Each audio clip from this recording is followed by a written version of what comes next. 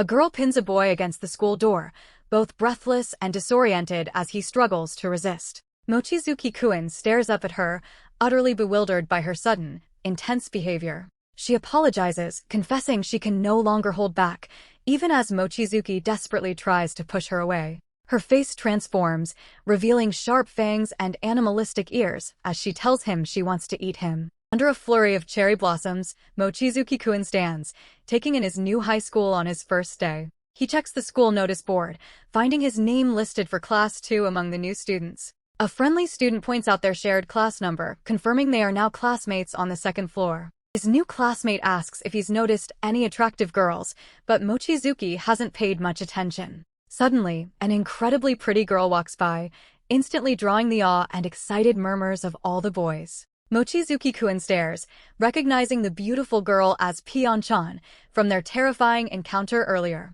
Pyeon-chan introduces herself to the class as Tsukimi Kawaru, stating her previous middle school. Mochizuki recognizes her as Kawa-chan just as she proclaims her love for eating meat to the stunned class.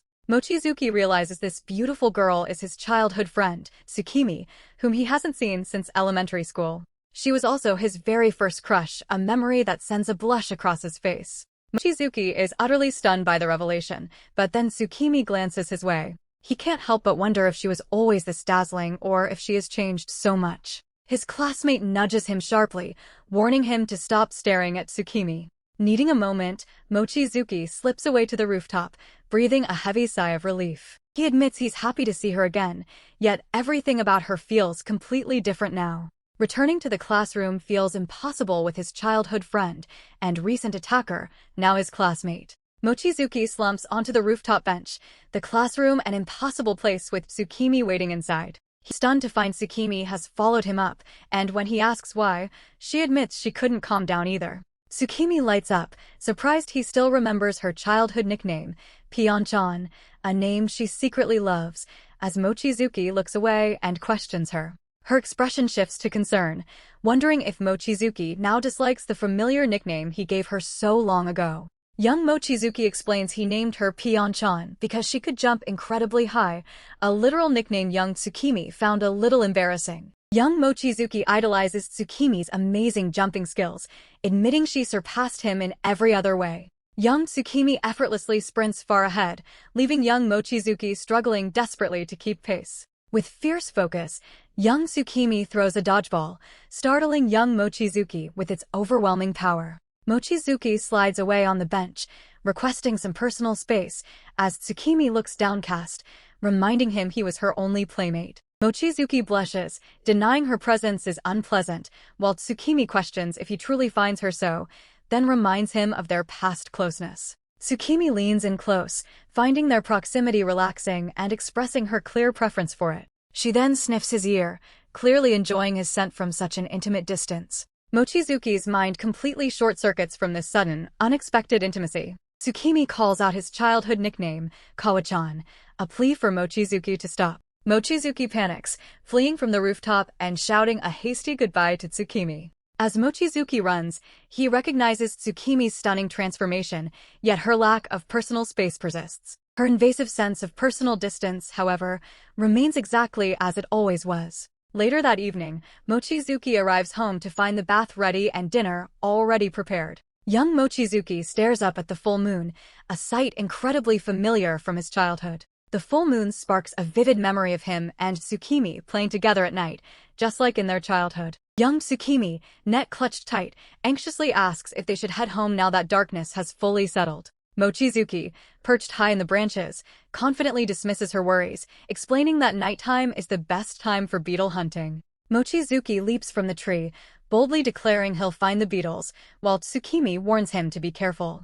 Moonlight spills across the forest floor as Mochizuki grumbles about finding only drone beetles, prompting Tsukimi to wonder if they're all just beetles. Mochizuki gazes up at the full moon, then suddenly something else completely captures his attention. Tsukimi slumps tiredly against a tree, net still in hand, asking Mochizuki if he's had any luck finding beetles. Tsukimi calls out for Mochizuki, hoping they can go home soon before he gets hurt during his frantic hunt. Mochizuki lands with a loud thud, startling Tsukimi, who looks up just as he calmly greets her. A flustered Mochizuki finally suggests they head back home, looking distinctly sheepish. Tsukimi looks surprised by his sudden change of heart, noting how quickly he's returned. Mochizuki avoids Tsukimi's question, denying anything is wrong despite his obviously flustered state. Tsukimi suddenly bites Mochizuki's shoulder, continuing her strangely intimate behavior.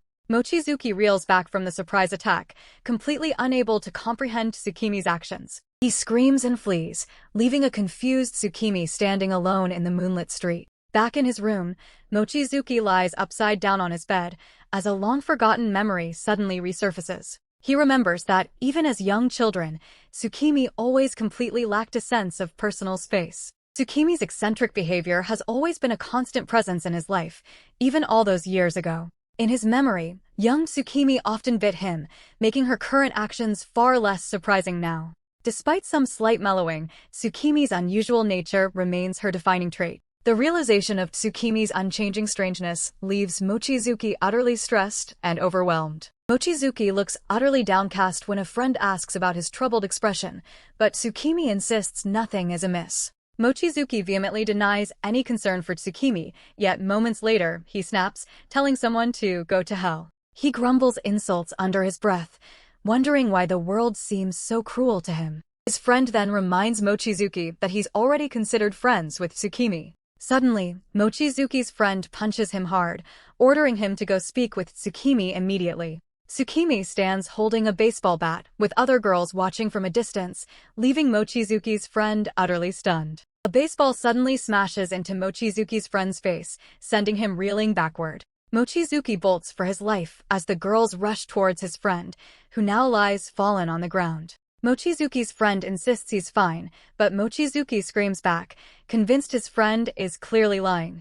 Blood streams from his friend's nose, yet he claims it's nobody's fault, leaving Mochizuki to watch with growing concern. Tsukimi grabs Mochizuki's friend, declaring she will personally take him to the infirmary. Mochizuki's friend tries to resist, yelling for her to wait as Tsukimi pulls him along forcefully. Tsukimi insists his bleeding nose could lead to anemia, completely ignoring his protests that he's perfectly fine. Tsukimi clutches his face, refusing to leave him alone despite his claims that he can walk to the infirmary himself. Kawachin suddenly falters, collapsing to the ground, trying to speak through his obvious pain. Still bleeding, Kawachin sits on the ground and quietly apologizes to Tsukimi. Drops of blood flip onto Kawachin's hands, steadily staining them a stark red. Tsukimi looks between the two boys as Kawachin struggles to utter Mochizuki's name. Tsukimi's heart pounds furiously as a sudden, sharp realization dawns on her face. Tsukimi lunges at Mochizuki, slamming into him with a gasp,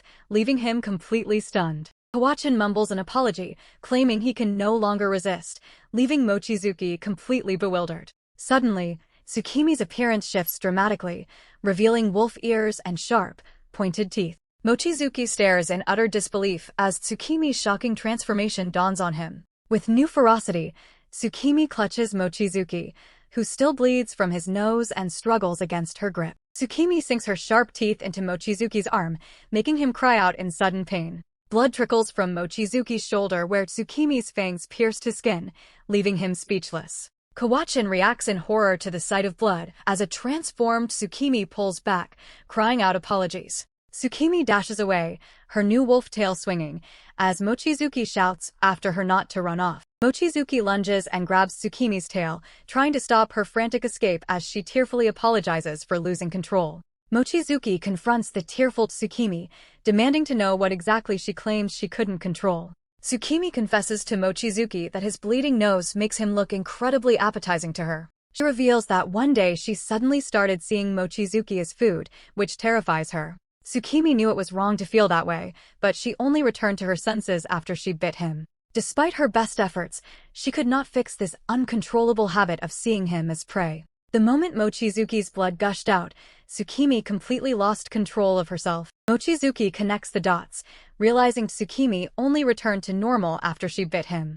Tsukimi continues to sob uncontrollably, deeply distressed by her own actions. Mochizuki gently asks Kawachin if he can stand, suggesting they all head to the infirmary. Kawachin descends the stairs, observing Mochizuki holding Tsukimi's hand, claiming it didn't work. Kawachin remarks that despite Mochizuki's bravado, a simple nosebleed was all it took to trigger Tsukimi. Mochizuki processes Kawachin's words, still stunned by the sheer strangeness of it all. A new girl steps forward, an eerie glint in her eyes, calling Tsukimi by a nickname no one recognizes. Mochizuki immediately demands to know how this stranger could possibly note Tsukimi's private nickname. Tsukimi herself gasps, the realization hitting her that only Kawachin should ever know that personal detail. The newcomer simply observes that Tsukimi clearly hasn't told Mochizuki anything about her. She introduces herself as Atsuru, Kawaru's older sister, leaving everyone utterly stunned by this revelation.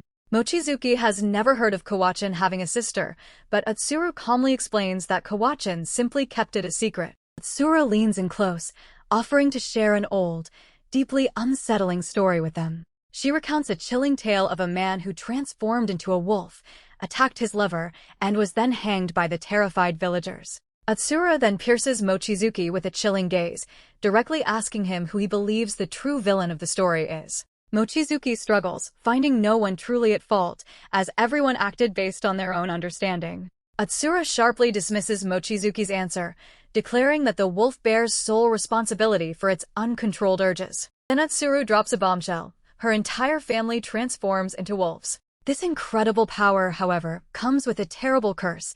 They perceive humans solely as prey. Mochizuki struggles to comprehend this unbelievable revelation, utterly overwhelmed by the shocking truth. Kawaru's condition is particularly severe, and Atsuru reminds him of her childhood bites. They tried isolating Kawaru from humans to curb her instincts, but clearly, the effort was a complete failure. Enrolling Kawaru in high school was meant to be a test, driven by her insistence on reuniting with Pyeongchan. Atsuru turns to Kawaru, issuing a firm command for her to return home immediately. Mochizuki demands to know where home truly is, but Atsuru simply points to anywhere but here. Atsuru reveals the terrifying truth of Kawaru's curse. She can only return to human form by biting another person, then challenges Mochizuki, asking if such a girl truly belongs among humans. A clearly distressed Mochizuki tries to speak, but his words trail off into a stunned, helpless silence. Atsuru firmly grabs Kawaru's arm, asserting this is a private family matter where outsiders have no place. Atsuru pulls Kawaru away, declaring they must now finalize her school withdrawal paperwork. Kawaru glances back at Mochizuki, then digs her heels into the ground, refusing to leave with her sister. Atsuru sighs in pure annoyance, clearly exasperated by Kawaru's stubborn resistance. Atsuru reminds Kawaru that she was allowed freedom until now, but is no longer in a position to refuse. Kawaru struggles violently against her sister's grip, shouting that she's finally had enough. Atsuru shouts that Kawaru's wolf instincts overpowered her reason, asserting she cannot escape the fact she bit a person. Atsuru presses on, questioning why Kawaru cannot grasp the simple concept that humans just don't bite other humans. Mochizuki stares, his mind struggling to accept Atsuru's harsh pronouncements about Kawaru. Kawaru sobs, desperate not to leave Mochizuki now that they've finally reunited after so long. Atsuru coldly declares that Kawaru's situation is unchangeable and she is entirely to blame for her actions, making Mochizuki clench his jaw. As Atsuru pulls Kawaru away, Kawaru's voice reaches Mochizuki, reminding him he was her only friend. Kawaru's inner thoughts reveal a deep comfort and sense of relaxation whenever she is close to Mochizuki.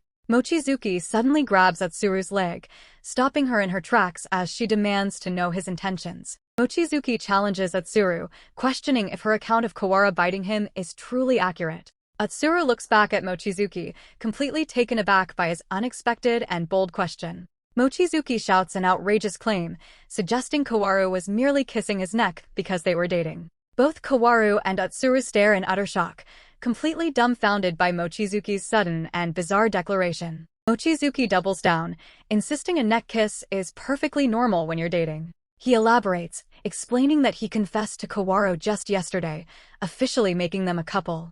Atsuru challenges the absurdity, demanding to know why Kawaru would kiss his neck and call it intimate. Atsuru then points out the obvious flaw, asking why Kawaru's teeth were involved in a supposed kiss. Kawaru, blushing deeply, unexpectedly admits she wanted to get a little rough during their encounter. Atsuru, still suspicious, demands physical proof that Kawaru and Mochizuki are actually dating. Mochizuki stammers, clearly unprepared for Atsuru's direct challenge for proof of their relationship. Atsuru dismisses the entire idea, asserting that no rational person would ever date a wolf. Mochizuki stares, processing Atsuru's harsh words, while Kaworu looks utterly dejected by the insult. Kaworu, regaining her resolve, defiantly tells Atsuru that her relationship status isn't for her to decide. Mochizuki declares his feelings, admitting he's had a crush on Kaworu since elementary school. Mochizuki insists he never cared if Kaworu was a wolf or human, even when they were kids. He insists their shared fun and the genuine emotions he felt for her were always real.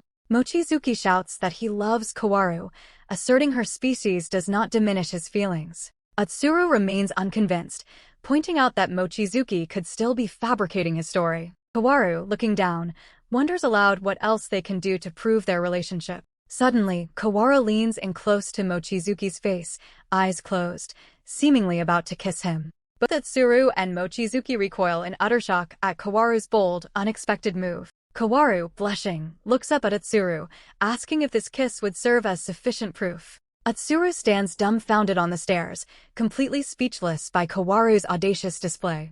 Atsuru, flustered and blushing, declares the kiss is definitely on hold for now. Atsuru reluctantly acknowledges them as a couple, but sternly warns them never to try anything so bold again. Still visibly flustered, Atsuru awkwardly bids them farewell and quickly retreats. Atsuru's footsteps echo as she flees the scene, leaving Kaworu and Mochizuki behind. Kaworu and Mochizuki stand together, both blushing deeply, as a quiet moment settles between them. Exhausted from the ordeal, both Kaworu and Mochizuki slump to their knees on the floor. Still red-faced, Mochizuki stares ahead, wondering aloud what just transpired. Kaworu recalls reuniting with her childhood friend, who now seems significantly cuter. She then recalls the shocking revelation that her childhood friend, Atsuru, is actually a wolf girl. Kaworu's sister, Atsuru, will now closely monitor their relationship. Kaworu wonders what their new relationship will bring, now under Atsuru's watchful eye. With her sister now monitoring their every move, Kaworu's high school life is about to get very complicated. Kaworu reflects on Atsuru, her childhood friend, now realizing she is deeply in love. Atsuru transferred schools, but they reunited in high school where Kaworu discovered her friend is a wolf girl. Despite Atsuru's true nature, their daily lives have so far remained relatively normal and unhindered. Atsuru notes her transformation is not random, reassuring herself she won't turn into a wolf without warning. Atsuru reassures herself that with caution, her wolf transformation should not occur very often. Suddenly, Atsuru screams, her wolf features appearing as she accidentally slashes a finger. Kaworu bows deeply, apologizing profusely for the sudden and startling incident. Mochizuki reassures Kaworu, showing his bandaged finger and hinting at a deeper issue than just the wound. Mochizuki calmly explains to Kaworu that her terrifying expression caused his accidental cut. Kaworu feels a wave of mortification, humiliated by his vivid description of her drooling, predatory face. Mochizuki traces the clues, linking her sudden transformation back to a single drop of spilled blood. Kaworu gives a solemn nod, confirming the hereditary curse that dictates her unusual biology. Just one droplet of blood can trigger the curse, instantly stripping away her human disguise. The mere scent of iron in the air instantly awakens her deepest predatory instincts.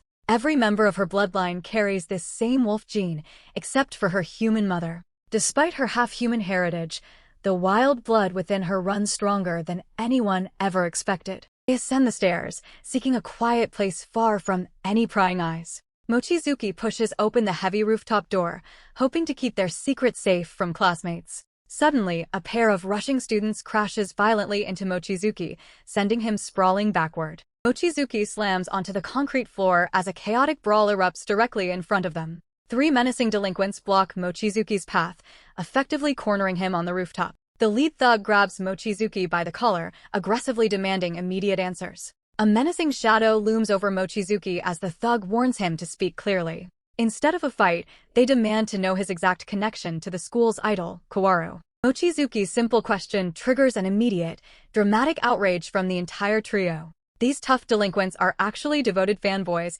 deeply envious of Mochizuki's close bond with their princess. A dark threat of death hangs in the air if Mochizuki claims to be her boyfriend. They promise a beating until he bleeds, a disaster that would undoubtedly trigger Kaworu's wolf transformation. Mochizuki desperately insists their bond is completely normal, trying to prevent bloodshed. The angry thug screams directly into Mochizuki's face, rejecting any excuse of normalcy. Mochizuki attempts to pacify his attackers, claiming a harmless childhood friendship from elementary school. Kaworu bursts onto the rooftop, convinced she's rescuing him from a kidnapping. She confronts the three boys, demanding to know if they plan to inflict any harm.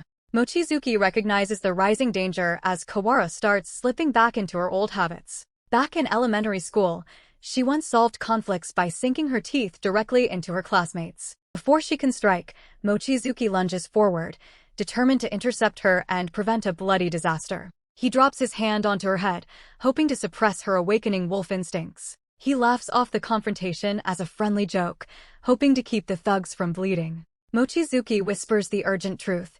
Her beastly ears were already beginning to sprout. Mochizuki drags Kaworu away as she clutches her head, but keeping her wild, Beastly's secret just got harder. The three defeated delinquents slump to the floor, weeping over their shattered dreams of marrying their idol. Mochizuki screams at the bottom of the stairwell, trying to process the absolute chaos of the morning. He insists her wolf ears sprouted, but she points out that no one is bleeding. Suddenly, Mochizuki remembers the small bandage wrapped tightly around his own hand. He lifts his hand to find the adhesive gone, exposing a raw cut that triggers her ears to pop right back out. They sit on the steps as Kaworu struggles to suppress her wild instincts around his exposed cut. He reminds her of the terror she caused on the roof, which draws a quiet apology. The close call brings back memories of their wild childhood together in elementary school. Back in elementary school, she always leaped headfirst into fights, shielding him from bullies twice her size. A bruised young Mochizuki watches his savior, oblivious to the wild beast he is destined to keep hidden forever. Mochizuki points out her familiar reaction, sending Kaworu to hide behind her hands on the school steps. Kaworu clenches her fists, a silent declaration that she is no longer a defenseless child. His memories show Kaworu always charging headfirst into danger, shielding him from harm. While her body has grown, her protective drive remains fiercely unchanged. Young Mochizuki, back then, tries to act tough, aiming to keep her from fighting his battles. Kaworu now puffs out her chest and raises her fists, pledging her eternal protection. Mochizuki's gaze drops to her legs, where the transition from child to teenager is now undeniable. He covers his face as her twitching wolf ears and bright smile shatter his defenses. Rubbing his neck, he warns her to avoid any unnecessary fights while they sit. 10 silent minutes pass, but their quiet moment on the stairs is about to end. Minutes tick away on the school stairs, yet Kaworu's wolf ears stubbornly refuse to vanish. With time bringing no cure, Kaworu bows her head in apology on the concrete steps. Mochizuki demands to know why her previous cure of biting his flesh has failed to work this time. The true trigger behind her beastly transformation is a deep, instinctual desire. Only satisfying her specific hunger will make those canine ears shrink back into her head.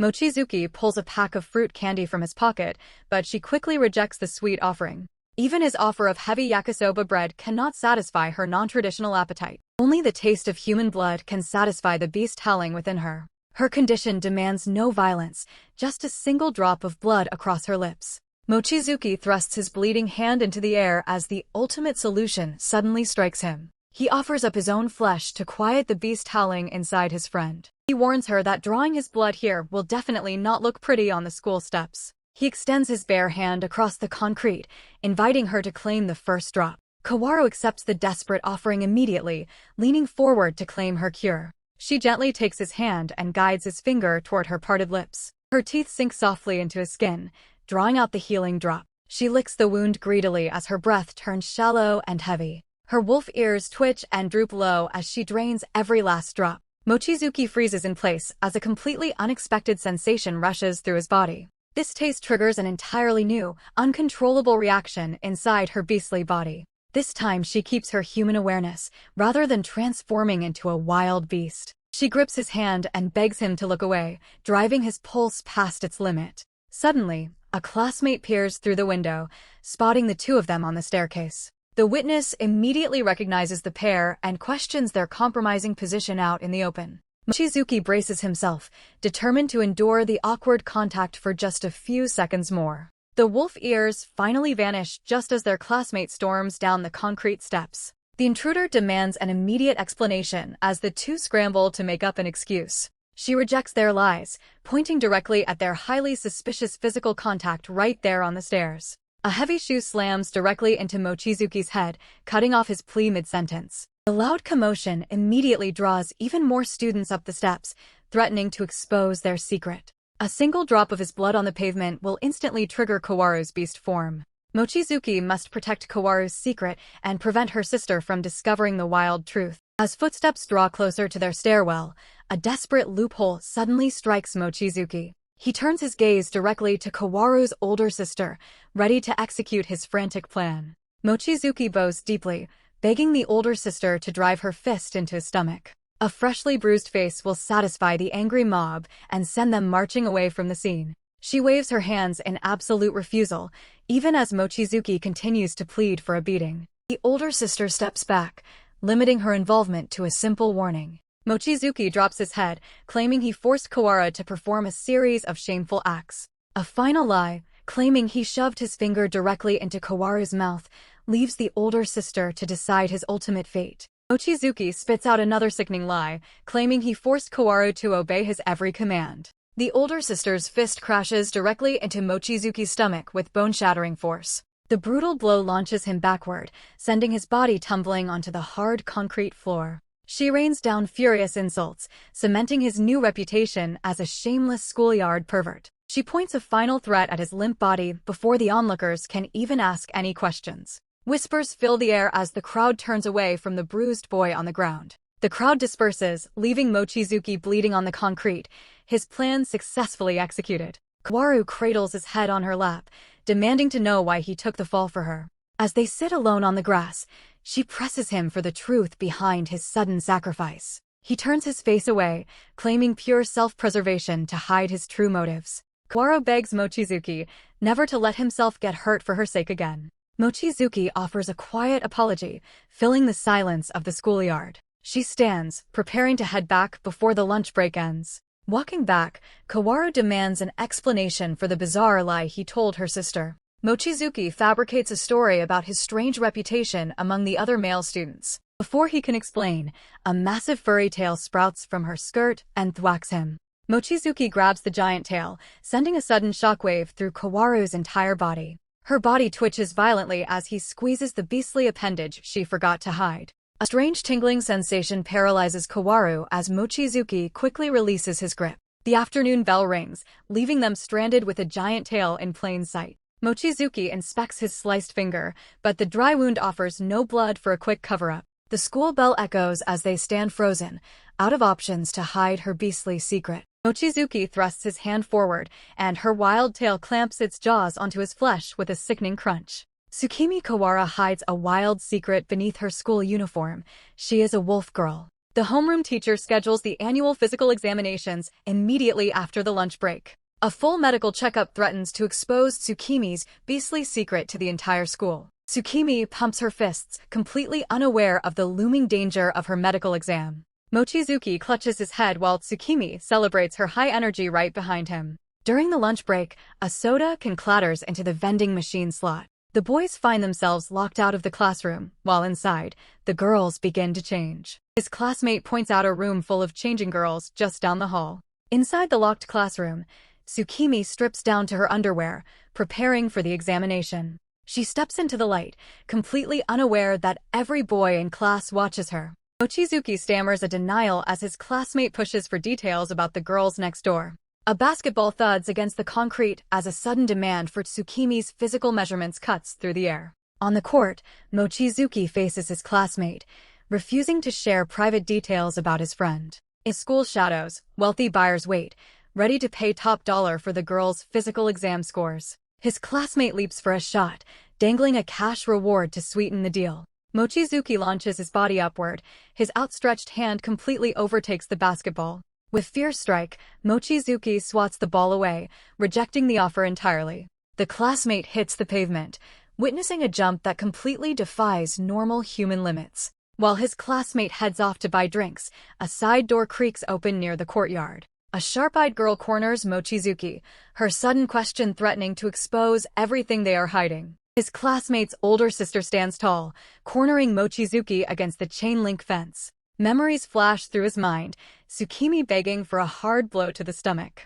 Tsukimi shakes him violently, desperate to escape her physical examination by any means necessary. Tsukimi conjures wild lies about forcing her classmate into terrible deeds, desperate to get sent home. His frantic cover story earns him a swift kick and a reputation as a pervert. Mochizuki lowers his head, offering a quiet apology to the silent girl standing right before him. She gazes into the distance, brushing off his concerns with a single, cold sentence. She demands to know Kawaru's whereabouts as the physical exams continue inside. Turning back toward him, she issues an unexpected challenge, a one-on-one basketball match. With a sudden swipe, she snatches the ball, dragging him into a high-stakes game. Mochizuki struggles to keep pace as the mysterious girl tears across the court. He lunges for the ball, but his fingers only grasp at empty, vanishing air. She stops abruptly, turning to point out the fresh blood staining Mochizuki's arm. Mochizuki admits he's never played basketball, belonging to no sports clubs at all.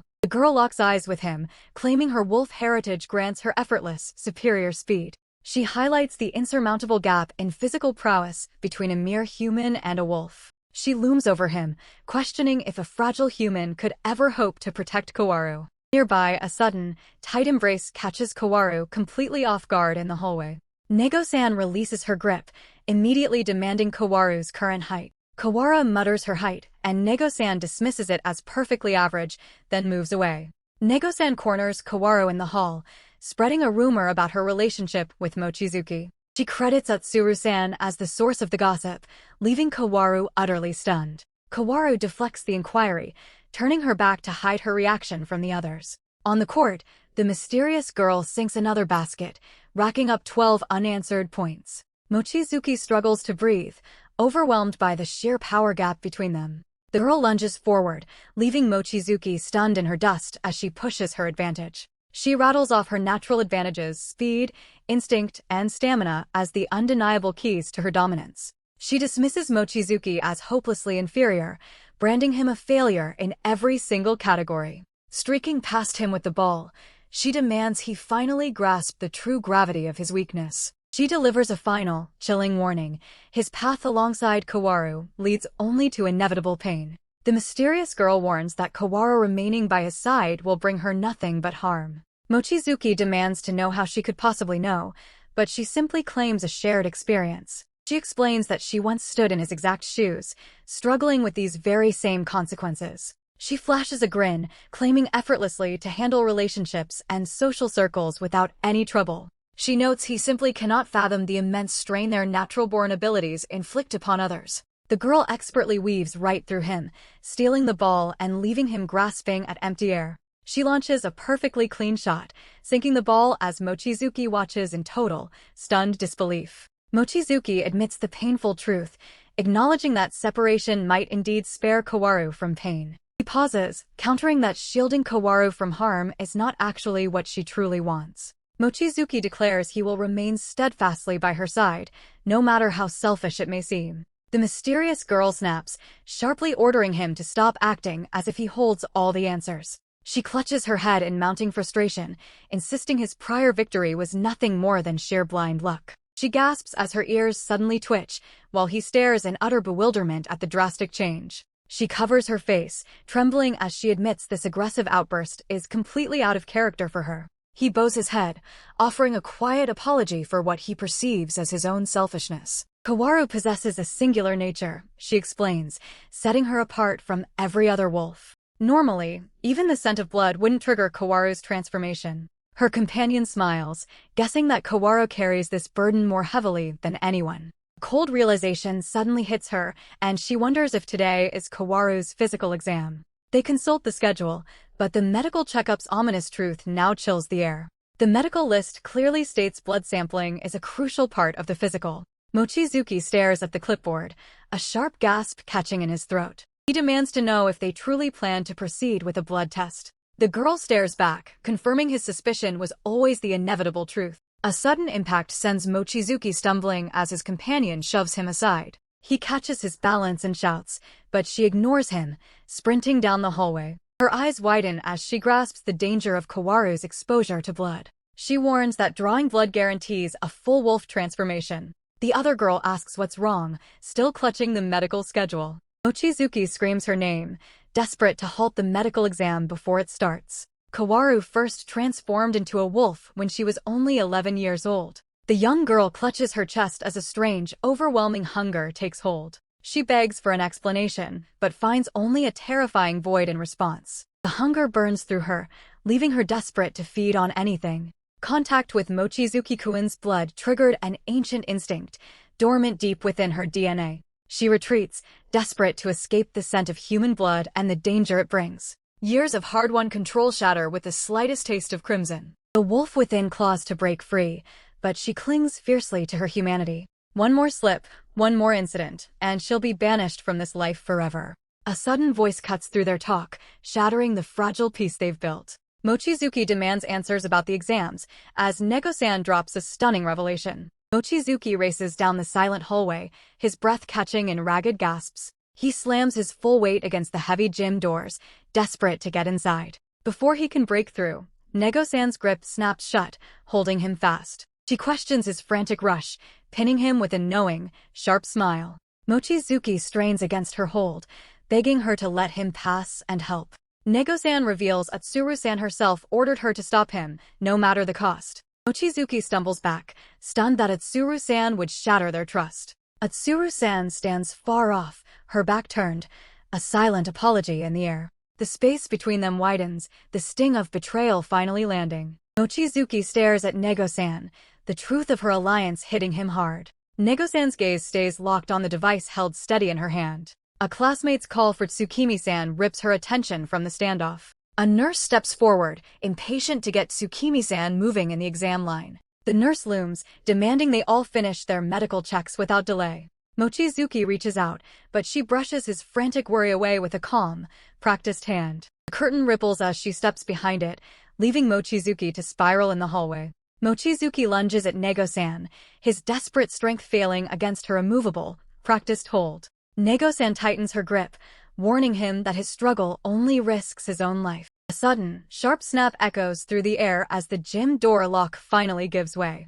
Mochizuki lunges across the gym floor, his desperate momentum carrying him toward Nego-san. Nego-san recoils, her hands raised in a frantic defense as the boy barrels toward her. A sudden burst of energy tears through the air, forcing Nego-san to brace for impact. Mochizuki lunges with terrifying speed, his eyes locked onto his target with singular, jagged focus. Their bodies collide in a blur, the force of the strike sending shockwaves through the room. Nego-san struggles to track his movements, her eyes starting to keep up with his rapid assault. Mochizuki reaches out, his fingers clawing through the air as he pursues his desperate goal. He sprawls across the floor, his body crashing down as the distance between them narrows. Nego-san gasps for air, her breath hitching as the exertion leaves her completely drained. They collapse on the floor, the unexpected turn of events shattering their carefully constructed plan. Hyeon-chan collapses on the gym floor while another student watches from the open doorway. Confusion clouds her expression as she stares at the scene, unable to process the sight. She questions why Hyeon-chan is here, certain she was scheduled for a blood draw. She rushes toward the fallen girl, desperate to understand why the wolf transformation never triggered. She cradles the unconscious girl, seeking answers while the silence in the gym grows heavy. A sharp voice demands to know what she just said. A classmate questions the failed transformation after the blood draw. She confirms the air reeked of blood, yet the change never happened. The conversation turns to the infirmary and Mochizuki-kun's strange state. Mochizuki lies still on the bed as she looms over him, seeking answers. Mochizuki is unconscious, his brief, unnatural transformation leaving questions. A witness recalls his features shifting into a rabbit's silhouette. If blood triggers a wolf, what caused this sudden, fleeting change? A student stands frozen, piecing together the impossible events. The realization hits her with the force of a physical blow. An urgent ring pierces the quiet gym, demanding immediate attention. Atsuru calls, desperate to share information that cannot wait. The man on the other end barks a warning, refusing interruption. He demands a concise explanation, his patience wearing thin. Atsuru delivers the final blow, claiming she's decoded the wolf's secret. Atsuru dismisses human blood as the catalyst, focusing on the boy. She identifies Mochizuki's blood as the true trigger, the rabbit's change starting. Nego stands firm, blocking the path and refusing passage. Chaos erupts as the struggle intensifies, pinning them to the wall. Outside, the school prepares for the mandatory blood sampling ritual. Panic floods her as she grasps the disaster if Kawa-chan witnesses the spilled blood. The title card screams, announcing the dawn of another wild day in this bizarre reality. They sit in quiet contemplation, the void of lost memories pressing down between them. He strains to reconstruct the moments leading to his current predicament. She speaks of the sheer terror, unable to move past the peril he endured. He gazes at the water bottle, the day's events a complete blank. A careless word makes him question her veiled reference to a shared battle. The girl hesitates, searching for language to describe her odd, bloodless non-transformation. She confesses that even seeing the blood failed to ignite the change within her body. He stares at her, his understanding shattered by this impossible truth. They sit together, two outcasts grappling with their opposing experiences of the same event. She highlights the contradiction, noting she saw others spill blood without losing her own form. A sharp bell shatters their discussion, heralding an abrupt, school-wide assembly. The school's PA system crackles, commanding all students back to their rooms at once. A teacher faces the class, declaring a stray dog has infiltrated the school grounds. They trade a look of sheer bewilderment, wondering if a simple dog merits this extreme lockdown. The teacher emphasizes the peril, leaving the students to ponder what unknown threat exists. A teacher bursts in, yelling at everyone to get out of the building right now. The pair stands outside, bewildered that their ordinary day has crashed into such an abrupt halt. They ponder the unending series of strange occurrences that disrupt their normal lives. He sighs, wishing he had stayed home instead of walking into this madness. His companion bluntly reminds him to maintain his composure despite the absurdity. A simple question about their relationship status leaves him completely bewildered. They stand on the sidewalk, silently processing the unexpected weight of their fake romance. The reality of their cover story hits him like a physical blow to the chest.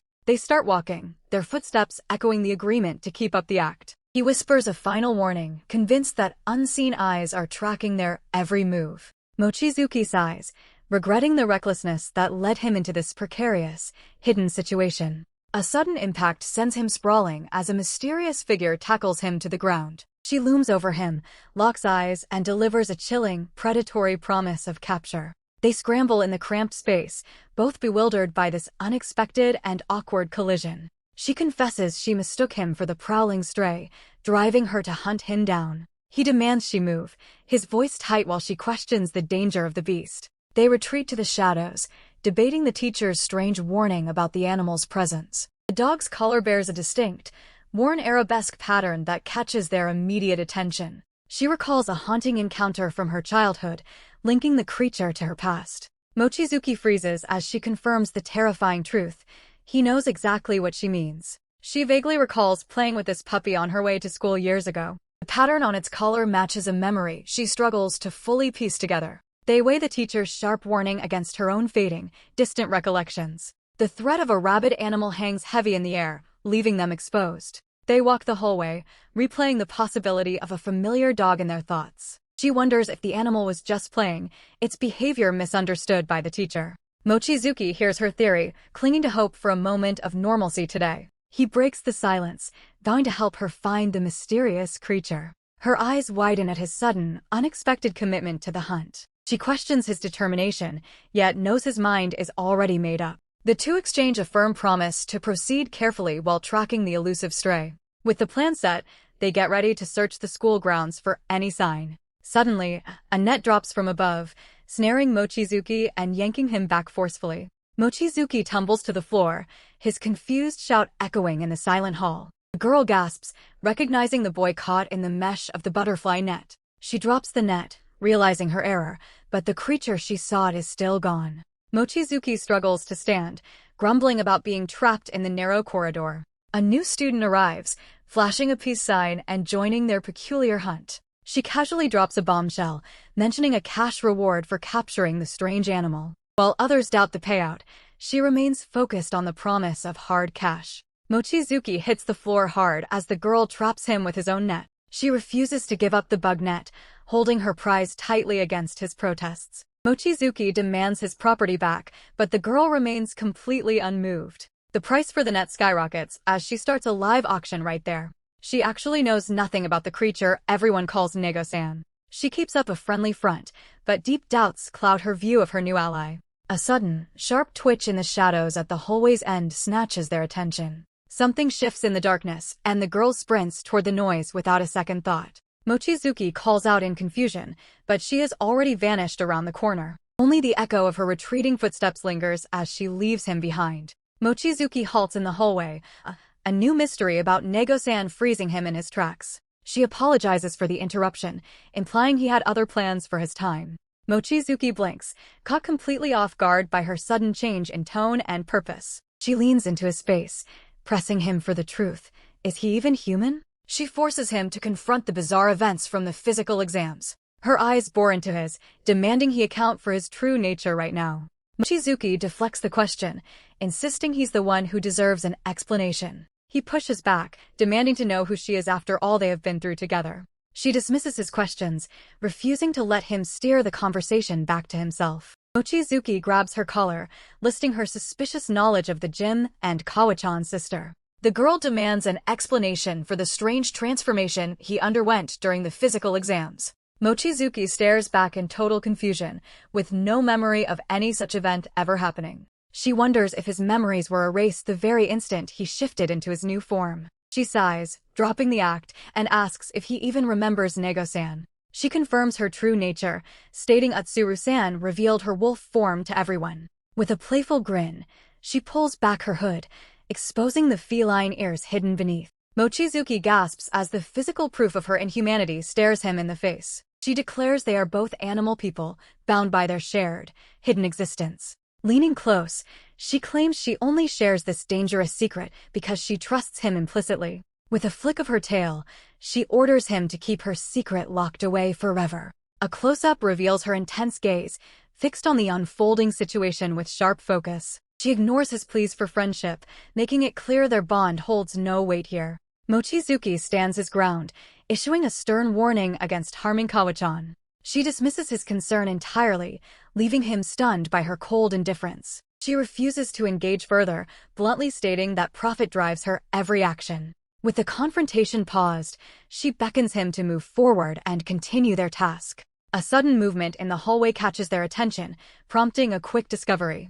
A massive, wild creature charges down the corridor at breakneck speed. The hulking beast bares its teeth, dwarfing both of them in the cramped hallway. She shoves Mochizuki toward the danger, flatly refusing to risk her own life. Kawachan appears in the hallway, unaware of the lethal threat closing in on her. A massive white beast lunges from the shadows, its jaws wide and ready to strike.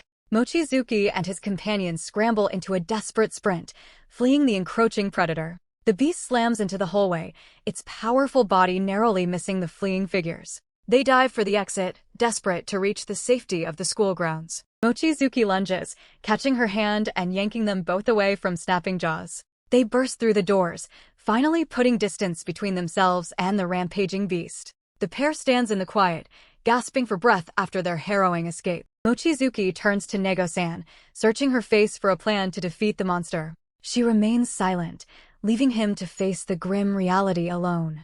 Mochizuki stares at Nego-san, trying to find a path through the looming danger.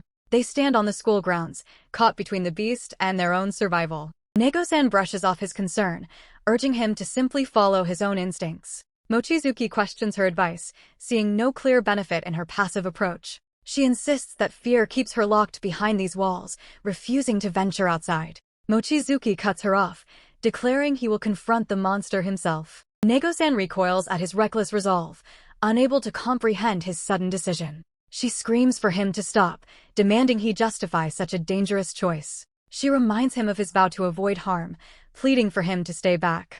Mochizuki grabs her shoulders, begging her to understand his need to protect her. Mochizuki locks eyes with her, desperate for one final chance to turn the tide. He makes his choice, stepping forward to draw the predator's gaze away from her. Mochizuki leaves them behind, vaulting toward the beast with a singular, reckless goal. His bold gambit falters instantly as he trips directly into the monster's path. A sudden, crushing blow sends Mochizuki flying across the floor like a ragdoll. The onlookers watch, stunned by the sheer brutality of his failed defensive maneuver. Mochizuki lies broken on the ground, his body unable to withstand the impact. The girls recoil in horror as the beast shifts into a new, terrifying form. Rabbit blood surges through their veins, forcing a transformation they cannot hope to control. The predator looms over the fallen boy, and the girls realize they are doomed. The beast strikes, and Nego-san screams a demand for the creature to stop. A violent collision sends Mochizuki skidding across the ground, his body limp and broken. The creature lunges, teeth bared, ready to finish what it started on the schoolyard. Mochizuki barely dodges the fangs, narrowly avoiding a lethal bite as he scrambles back. He desperately attempts to counter, but the predator effortlessly tosses him aside like trash. The monster settles into a fixed, unsettling stare, its gaze locked onto the girl. A chilling confession echoes through the air as the beast speaks of its isolation. Nego-san freezes, unable to process the words coming from the creature's massive maw. The beast repeats its haunting refrain, demanding to be heard in this desolate place. Nego-san gathers her courage and asks if the monster truly seeks some understanding. The beast growls a haunting truth, claiming the person it loved will never return. Loneliness hangs heavy as the creature recalls a past shared with its lost companion. An incense stick burns down to nothing, marking the finality of a long-gone life. A broken chain dangles from the beast's collar, a stark reminder of its former captivity. The creature turns its back, slowly walking away to conceal its profound sorrow. From a distance, Mochizuki and the others observe the beast lost in its loneliness. Nego-san pulls the creature into a warm embrace, offering the comfort it so desperately needs. The beast freezes, its aggressive posture softening under her gentle, unexpected contact. Mochizuki silently witnesses the moment, questioning if a true connection can form between them. Nego-san murmurs to the monster, recognizing the deep pain of its years of isolation. Mochizuki stands blood-soaked, his companion urging him to cleanse the dark stains. Nego-san reveals her true, non-human form, leaving Mochizuki breathless at the revelation. She holds on to him with all her might, her grip unbreakable despite his desperate struggles. She swears she will never release him, her embrace tightening until he struggles to breathe. A sudden strike sends Mochizuki reeling as the creature intervenes with swift aggression. Nego-san looks at the creature, bewildered by its sudden, violent shift in behavior. She cries out for the beast to halt its attack, her voice ringing across the silent space. They manage to find a new place for the animal, finally bringing an end to the unrest. School officials scold the two for their part in the incident, allowing a hushed farewell.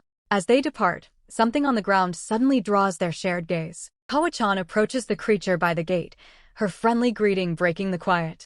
Mochizuki observes their exchange, his brow furrowed in confusion over the dog's persistent presence. The beast lets out a sudden, chilling growl, causing Kawa-chan to falter mid-sentence. Tsukimi Kawara beams, nuzzling playfully against her wolf companion. A classmate interrupts, demanding to know why that creature is on his phone wallpaper. Mochizuki laughs it off, praising Tsukimi's beauty while his friend fires back a sharp insult. Without skipping a beat, Mochizuki drops the bombshell that she is his girlfriend. His friend balks at the casual confession, calling out his carefree attitude. Elsewhere, a man bows deeply to Tsukimi in a secluded corridor. The man acknowledges the situation with a tight, pained smile. He thanks her for the directness, though the conversation's weight clearly lingers. He rubs the back of his neck, struggling to ask why things ended. Tsukimi draws in a sharp breath as the silence stretches, then begins to speak. Tsukimi stares ahead with damp eyes, firmly closing the door on romance. A classmate shouts in disbelief, how could Mochizuki be so easily rejected? The group dismisses the drama, debating if a typhoon is coming. Mochizuki sighs, reflecting on Anata-senpai's legendary strength. His friend confirms the rumors, noting Anata-senpai competed nationally in judo. The conversation shifts to the shock of that powerhouse confessing to Kawa-chan. He tosses his drink away, lamenting any other guy would have won her heart. Mochizuki sits alone at his desk, questioning if he's handling this right. He buries his face in his arms, convinced he should not be this close. Looking back, he admits their relationship is merely a matter of cold necessity. A classmate blurts out that switching teams is completely impossible.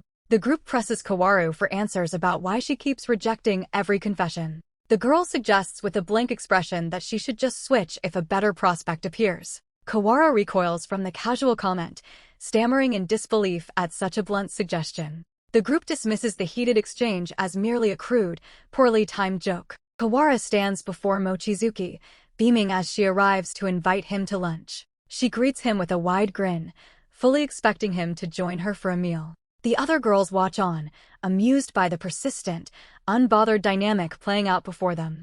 Mochizuki remains hunched over his desk, offering a clipped and hesitant response to her arrival. Kawara chatters about a hamburger sale, oblivious to the heavy silence hanging over his desk. Mochizuki stares at his own hands, fixated on their frailty compared to the strength around him. The legend of Anata-senpai looms large, a national champion whose power commands absolute respect. Mochizuki narrows his eyes, his internal monologue darkening as he processes the crushing comparison. Classmates mock the situation, loudly questioning how a man could fail to protect his own girlfriend. A classmate challenges his manhood, leaving the jab to hang in the air like a taunt. She laughs off the drama, suggesting even she could easily topple him in a fair fight. Mochizuki drifts into a dark fantasy, imagining himself in her shoes and choosing the stronger path. He admits that if he were her, he would have chosen a man with actual, proven strength. Kawara leans in, her voice cutting through his self-doubt as she demands to know his problem. He stammers a hollow apology,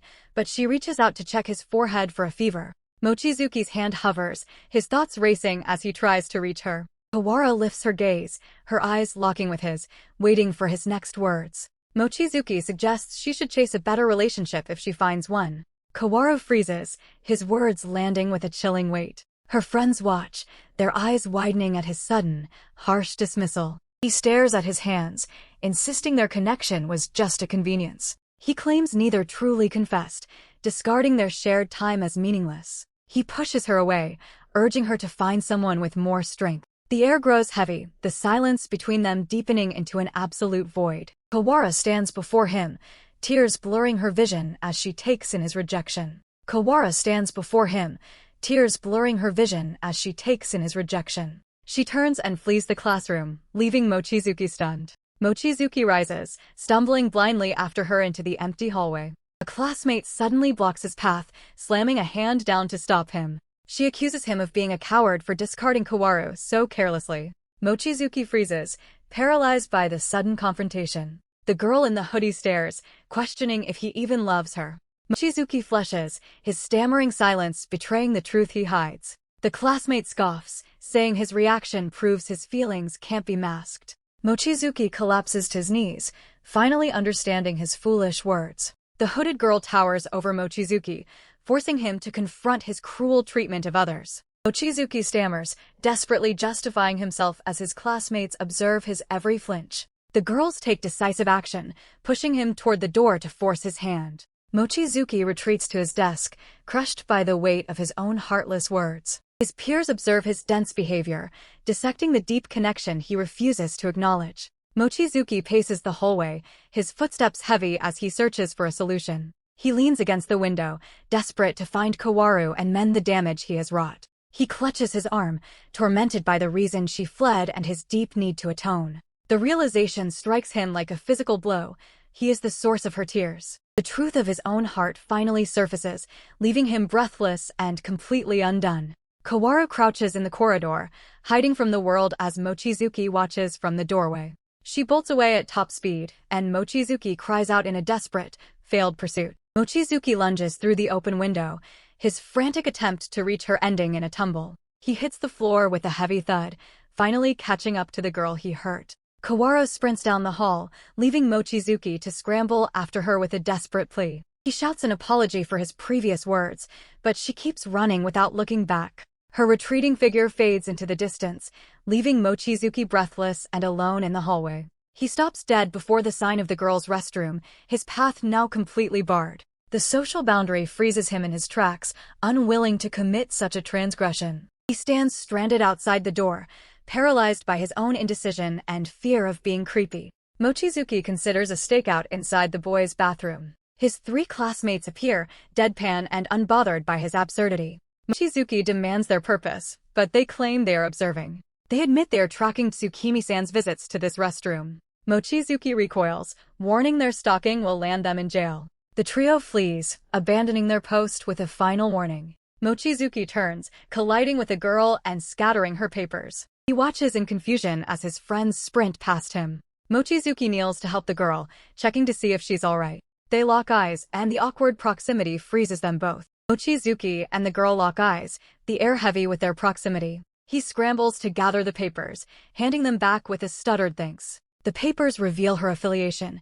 He realizes she's a student council member. She questions his presence, her tone demanding an explanation. The girl points out his isolation, asking if his rift with Kaworu has fractured. Mochizuki flinches, struggling to brush off his insecurities as a joke. She watches him crumble, unsurprised his attempts have failed. Mochizuki kneels in defeat as the girl walks away.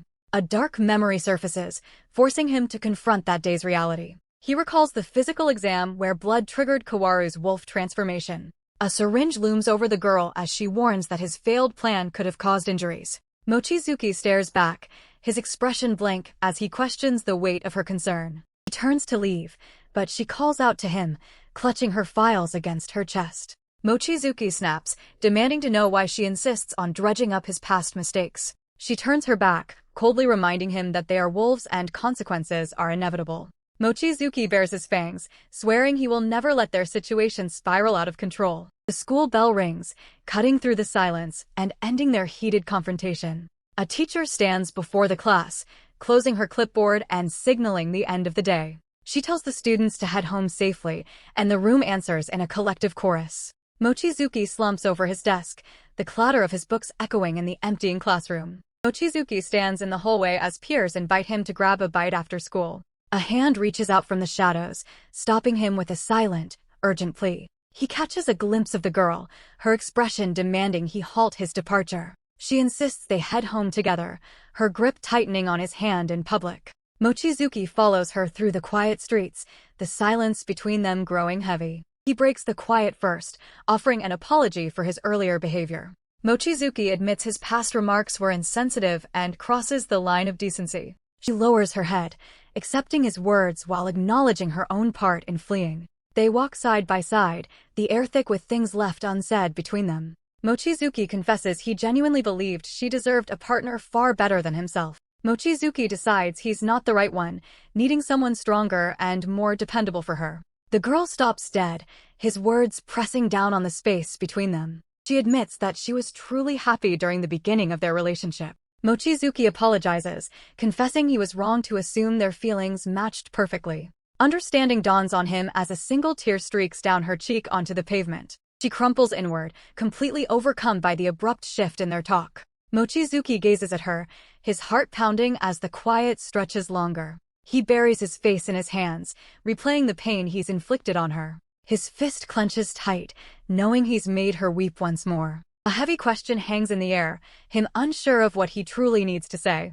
Mochizuki pulls her into a fierce hug, the weight of their exchange finally sinking in. She gasps in shock as he starts to apologize, his voice breaking with pure emotion. She pulls away, confirming she felt the same happiness during their shared time. Mochizuki holds her shoulders, admitting these truths should have been spoken much earlier. He pleads for her to listen, needing her to grasp the truth within his own heart. Her eyes fly open as she absorbs the change in his voice. Mochizuki assures her these actions spring from genuine feeling, not obligation. She stands rigid, swallowing hard as his confession's weight settles. He yells into the darkness, desperate to finally express his real emotions. A car's tires scream as it stops beside them, halting their confession on the street. A shadowy figure in the driver's seat orders them both to get inside. Mochizuki and his companion freeze, staring into the vehicle with sudden, cold clarity. The driver confirms their arrival as per his father's direct and absolute orders. Their faces pale as the reality of being summoned by his father hits home. Deep within the house, a robed servant bows to inform his master of Atsuru-sama's return.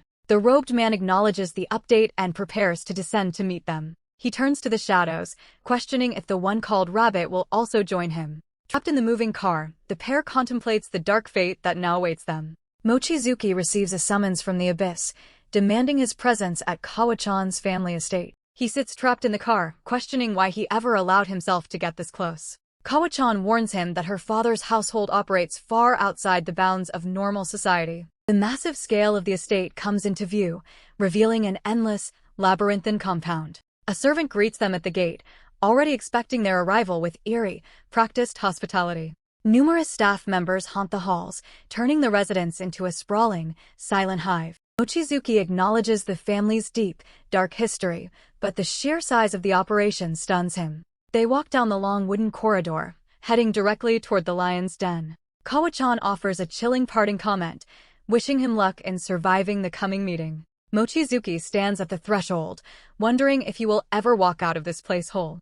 Mochizuki grips hands with his companion, praying that this dinner isn't his last meal. Kawa-chan forces a smile, assuring him that everything will be just fine. They share a look, a silent plea that they aren't walking into a trap. The pair hesitates at the sliding door, searching for any adult who will hear them. Kawa-chan calls for her father, her voice shaking as she steps inside. A cloaked figure emerges from the shadows, ordering them to sit down. Mochizuki stops, realizing he has crossed a line he can never uncross. The man stares intently at Mochizuki, confirming his identity with a chilling question. He tells Mochizuki that Itsuru has already informed him of everything. The immense pressure of the man's presence crushes the air from the room. Kawa-chan's father confronts Mochizuki, directly addressing their forbidden relationship. Mochizuki swallows, struck silent by the man's powerful intensity. Mochizuki confirms their relationship, but the father launches into a strange, probing inquiry. The father fixates on their physical intimacy, his stern face breaking with anxious curiosity. Mochizuki flinches back, stunned as the man's intimidating aura vanishes instantly. Kawa-chan snaps at her father, trying to pull the conversation back to serious matters. The father shouts in exasperation, abandoning his odd questions to reclaim his authority. Kawa-chan urges her father to focus, while he demands a full account of their private lives. The man clears his throat, trying to regain his composure after his outburst. Mochizuki stares at the father, completely shocked by how his situation has changed. The father leans forward, his eyes alight as he shifts to a new, disturbing subject. Mochizuki and Kawa-chan sit before him, bracing for what comes next. A massive hand suddenly clamps around Mochizuki's throat, yanking him completely off the floor. Mochizuki claws at the iron grip, his feet kicking uselessly as he fights for air. The father's eyes lock onto his, coldly revealing the exact trigger for Mochizuki's transformation. Kawa-chan lunges, yelling at her father to let the boy go before he suffocates. He easily swats her aside, his grip on Mochizuki never loosening. He throws Kawa-chan across the room, forcing her to scramble out of his reach. Mochizuki gasps, the pressure tightening as darkness begins to creep into his vision. The father strikes the air, unleashing a violent force that tears the room apart. He tosses Kawa-chan aside, her body hitting the floor with a heavy thud. Mochizuki wheezes, his hands clenching his throat as he fights to draw breath. The father looms over him, his expression chilling as he confirms his terrible suspicions. He admits he had to use force to drag the truth of Mochizuki's nature out. The father points to the rabbit ears now sprouting from Mochizuki's head, calling him a beast.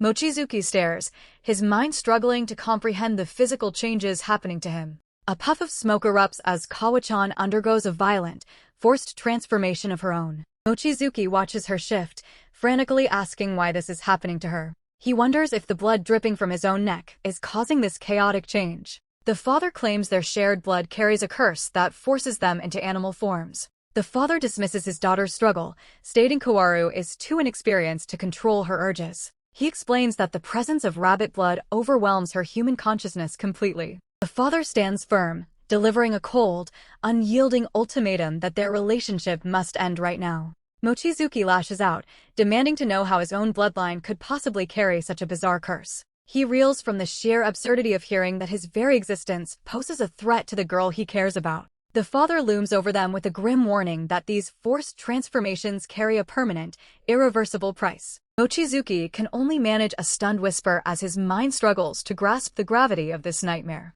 The father presses on, laying out the brutal reality of what happens whenever Kaworu reacts to Mochizuki's blood. His own animal ears twitch as he reveals she risks becoming trapped in her beast form forever. The father stands as living proof of his own warning, leaving Mochizuki completely shattered by the finality of it all. He insists that their bloodlines create an inescapable, toxic danger that will destroy everyone involved. He warns that a wolf and a rabbit simply cannot coexist without triggering a disastrous, irreversible tragedy. Kaworu collapses heavily against Mochizuki, her trembling body failing as the agonizing transformation takes its toll. Yet, she refuses to let go, screaming her defiance against the cruel order to tear them apart. Mochizuki watches in absolute horror as the scent of his own blood triggers her feral, animalistic state. The father merely scoffs at her desperate, pathetic struggle to hold on to her connection with the boy. Ignoring the blinding pain, Kaworu screams that she will never abandon her love. The father recoils in shock,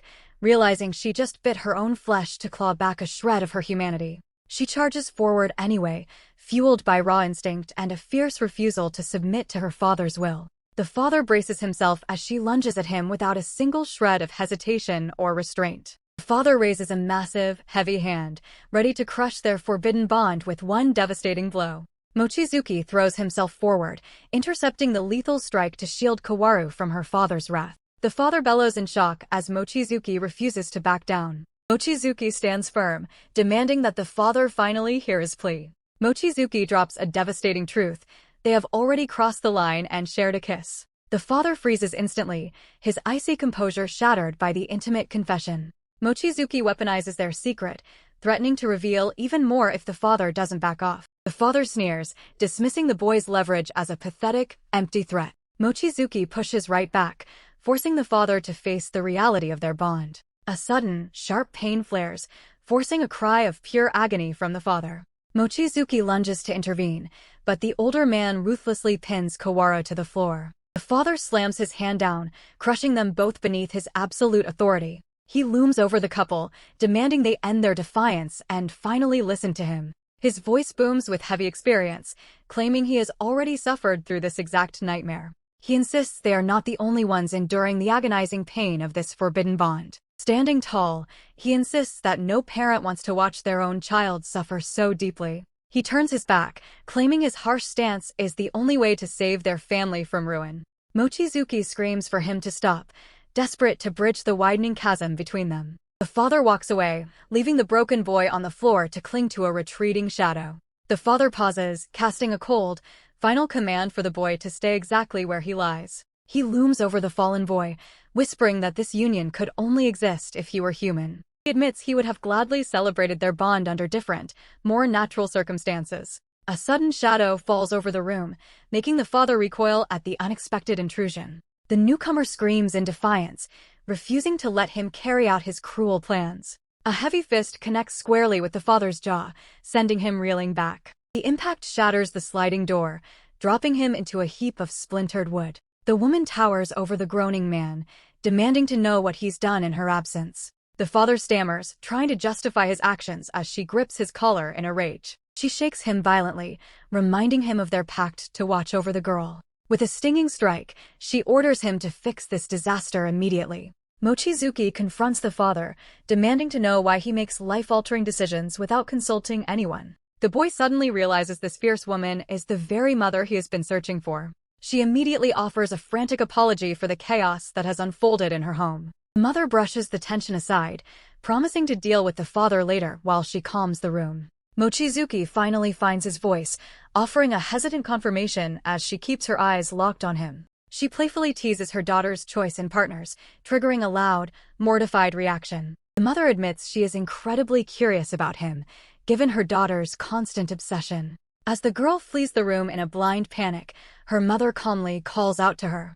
The mother shifts her focus back to Mochizuki, offering a mysterious word of thanks for his presence. She notes her daughter's awkward, honest nature, leaving Mochizuki stunned by the candid assessment. Kaworu's mother points out that her daughter has never once defied her father's iron will. She insists that Mochizuki must hold a truly special place in her daughter's heart. The mother pauses, her expression shifting as she delivers a cryptic request to the stunned boy. She commands him to look after Kaworu from now on, leaving him completely bewildered. Mochizuki stammers, utterly overwhelmed by the sudden weight of this massive responsibility. Standing amid the wreckage, the two wonder if they have truly escaped the transfer ordeal. Kaworu trembles as she desperately apologizes for her father's terrifying behavior during the confrontation. Mochizuki buries his face in his hands, struggling to process the bizarre and exhausting events of the night. He stands alone in the dark, his mind still racing with unanswered questions. Suddenly, Kaworu erupts in fierce defiance, swearing she will never break up with him. Mochizuki silently processes the heavy weight of these new, unspoken expectations. Kaworu stands nearby, completely confused by the sudden, heavy shift in the air. A shadowed figure captures their private moment on camera, leaving their fragile bond hanging in the balance. The morning tension thickens as Kaworu's mother suggests a scandalous adjustment to her school uniform. Kaworu freezes instantly, her eyes wide as the shocking suggestion sinks in. The mother insists that exposing a bit more skin is the only way to make the outfit work. Kaworu stammers a frantic protest, warning that rolling her skirt up any higher is an absolute disaster waiting to happen. Her mother simply laughs it off, wondering why a little teasing is causing such a massive fuss. Kaworu snatches her bag and bolts out the door, shouting that her partner would never approve of this. Mother watches her run off with a knowing smile, shouting out one last word of encouragement. Mochizuki watches from the sidelines, completely stunned by the mother's sudden and unexpected support. Kaworu quietly adjusts her skirt in private, her thoughts still consumed by the hidden dangers of their arrangement. She finally yields to the suggestion, hoping a tiny shift might rewrite her entire fate. Clutching her phone in the quiet hallway, Kaworu resolves to take matters into her own hands. She steps out into the bright sunlight, gripping her bag as her eyes scan the crowd for her partner. Spotting him just ahead, Kaworu calls out his name with a bright, eager smile. Mochizuki spins around just as Kaworu rushes forward to join him on their morning walk. The two welcome the arrival of summer, their lightweight summer uniforms marking the turn of the season. As they complain about the stifling heat, Kaworu fans her collar in search of a cool breeze. A sudden silence drops between them, making the morning air feel even hotter than before. Mochizuki abruptly turns away, pressing his hands against the wall to hide his flushing cheeks. Kaworu steps closer to ask what is wrong, completely oblivious to his racing heart. Mochizuki stammers that her new uniform looks great, but mentioning her skirt only throws them into pure chaos. Standing together in the crowded hallway, they are suddenly startled by a loud, chaotic commotion. A scandalous headline pinned to the school bulletin board exposes their secret meeting for the entire school to see. Whispering students crowd the board, trading wild theories about what really happened on their secret date. Panic sets in as Kaworu and Mochizuki realize their private lives have just become public gossip. They frantically whisper back and forth, terrified that their carefully crafted cover story is about to collapse. Shaken by the sudden exposure, Mochizuki demands to know how someone snapped their photo without them noticing. He questions their security, wondering if they were being tracked despite being on high alert. Kaworu stares blankly ahead as a chilling realization dawns on her. Their secret transformation might be completely compromised. Nearby classmates gossip about their supposed romance, utterly oblivious to the dangerous secrets hidden beneath the scandal. Whispers spread like wildfire through the school, threatening to tear their double lives wide open. In the shadows, a mysterious figure watches as the devastating article officially goes live. Kaworu's ear twitches, sensing the invisible trap tightening around their secrets. The culprit speaks calmly into their phone, promising to vanish without a trace. Kaworu and Mochizuki freeze as the surrounding students suddenly erupt into a chaotic frenzy. Kaworu spins around and slams her hand onto the photographer's shoulder, demanding answers. The photographer plays dumb, denying everything despite the damning evidence right in front of them. Kaworu lunges forward, pinning the culprit against the wall to force a confession. With a mocking laugh, the culprit breaks free and bolts down the hall. Mochizuki and Kaworu scramble after her, desperate to stop the rumors before they spread. They race down the stairwell, but the fleeing photographer keeps slipping further away. The photographer finally stops, gasping for breath as she stares down at her shoes. Mochizuki notes her terrible stamina as they face each other in the quiet hallway. Coughing to regain her breath, the photographer still manages to throw a smug taunt their way. Mochizuki demands to know her identity and why she leaked their private photo. She flashes a chilling smile, ready to introduce herself in the empty corridor. She proudly reveals herself as the heir to the prestigious Mitsumata news media empire. The revelation hits them like lightning, leaving both of them completely stunned. She confirms her elite status, though she is still just a low-ranking reporter for now. She admits she is targeting them solely to secure her first major professional breakthrough. Kaworu questions her logic, pointing out that neither of them is actually famous. The photographer praises Tsukimi's massive viral potential, accidentally slipping up and revealing she knows her true identity. Tsukimi stutters as her face turns crimson, the reality of her sudden exposure sinking in. The photographer keeps piling on the flattery, painting Tsukimi as the school's untouchable icon.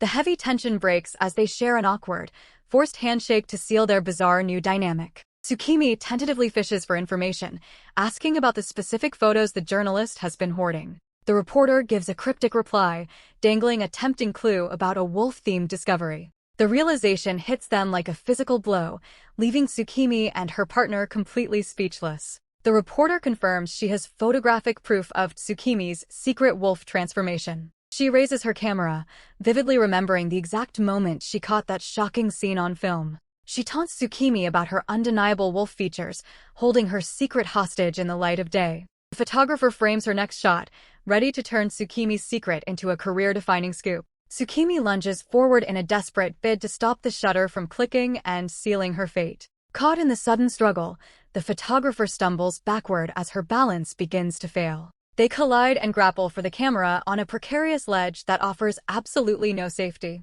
Tsukimi begs her to destroy the photos, terrified of the social ruin her wolf identity would bring. The photographer ignores her pleas, realizing Tsukimi's sheer panic only adds value to her story. Their struggle intensifies as their feet slip against the narrow window ledge. Gravity takes over, pulling the photographer backward off the edge of the school building. She plummets through the empty air, her camera still clutched tightly in her desperate grip. Tsukimi watches in sheer horror as the girl slips from the ledge and plummets toward the earth. Massive, sprawling wings erupt from Mitsumata, freezing Tsukimi and her companion in absolute shock. Shedding her human guise, she reveals that the entire Mitsumata clan is made of legendary crow tengu. The pair stares in confusion, unable to reconcile her snow-white feathers with the jet-black crows of legend. Mitsumata bristles at the insult, sharply demanding to know if there is a law dictating a crow's color. She snaps that her soul remains pitch black, no matter how light her outer feathers might be. As the tension finally cools,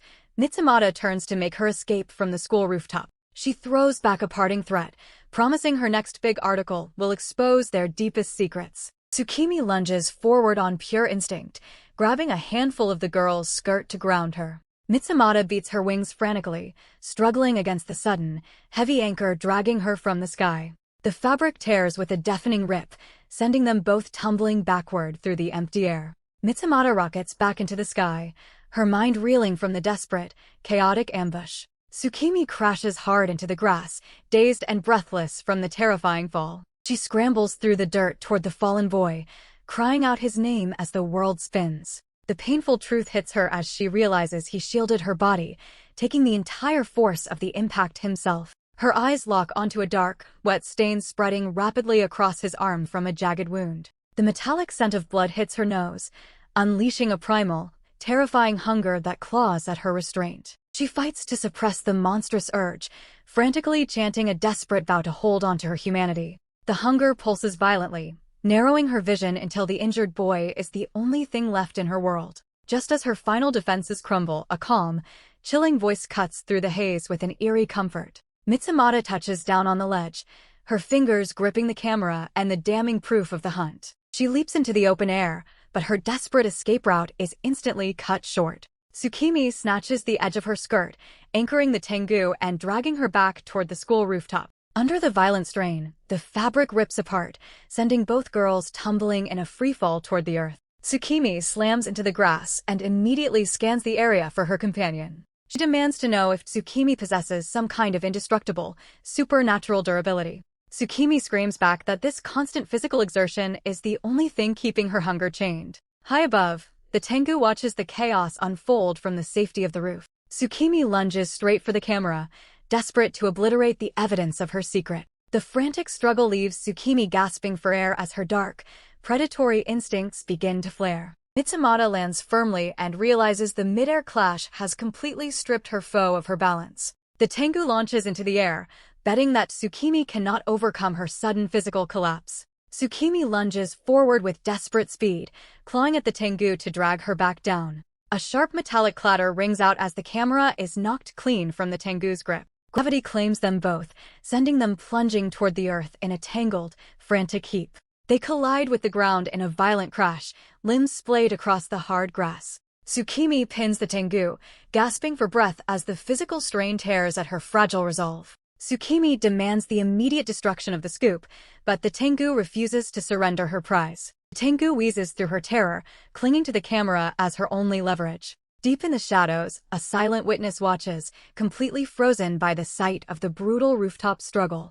Tsukimi looms over her prey, letting her predatory instincts completely override her human restraint. The two crash hard into the grass, landing in a tangle that looks incredibly compromising. A sharp voice rings out from the rooftop, demanding an immediate end to the public spectacle. The sudden interruption breaks the tension, leaving both girls flushed and breathless on the ground. Mitsumata confesses that Kawachan's own sister ordered the scoop, driving her desperate actions. Nearby students stare at the live broadcast, finally realizing the source of the rumors plaguing the pair. Mitsumata admits she only went this far to land a massive, career-defining story.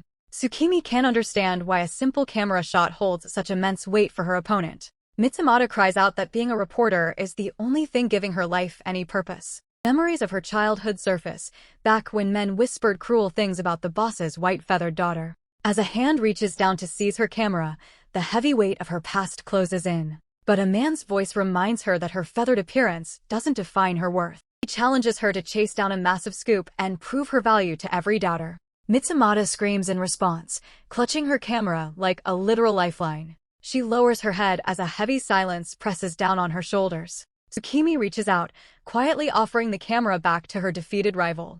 Mitsumata lunges for the device, her panic completely shattering the quiet moment. Tsukimi explains that she caught the camera just before it could shatter against the ground. Tsukimi refuses to destroy the device, acknowledging how much this work truly means to her opponent. As Mitsumata checks her lens, Kawachan suddenly bites down hard on Tsukimi's shoulder. Mitsumata finally breathes, the heavy tension escaping her lungs as the confrontation winds down. Admitting defeat, Mitsumata offers to wipe the damning photos straight from her memory card. Instead, she tries to broker a new deal, angling for exclusive future scoops on the couple's secret relationship. A sudden, jarring shift in the air leaves everyone absolutely frozen in disbelief. Tsukimi demands to see the shots before they disappear into digital oblivion forever. They huddle close, eager to see what this high-stakes hunt actually captured. Staring at the screen, they're met with nothing but a blurry, chaotic mess of pixels.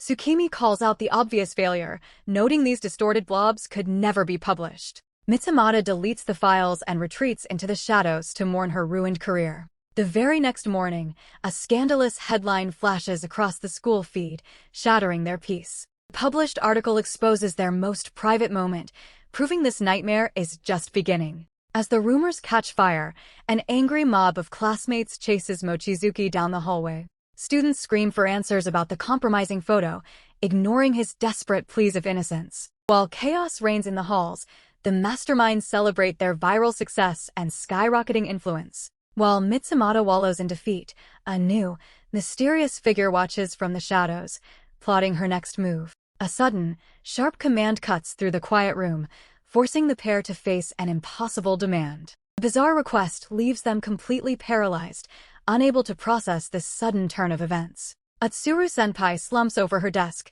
visibly weighed down by her younger sister's reckless choices. When the conversation turns to her sister's rising popularity, Atsuru-senpai quickly brushes it off. Her friend snaps back, warning that the sister's gorgeous looks are matched only by her rotten personality. Atsuru-senpai brushes off the insult, her mind locking onto the dangerous speed of her sister's sudden rise. She finally voices her deepest fear, revealing that her sister managed to snag a boyfriend in record time. A sharp question about jealousy freezes the air, dropping a heavy, suffocating silence between them. Atsuru-senpai reels at the implication, arguing that this relationship is moving way too fast. Her friend just leans back, completely unfazed and quietly amused by the drama of their dates. Out in the crowded mall, the sudden mention of dating freezes them completely solid. A sharp voice slices through the quiet, ordering them to end their loud public spectacle. They stand frozen in the open atrium, neither of them knowing what to do next. Like clockwork toys,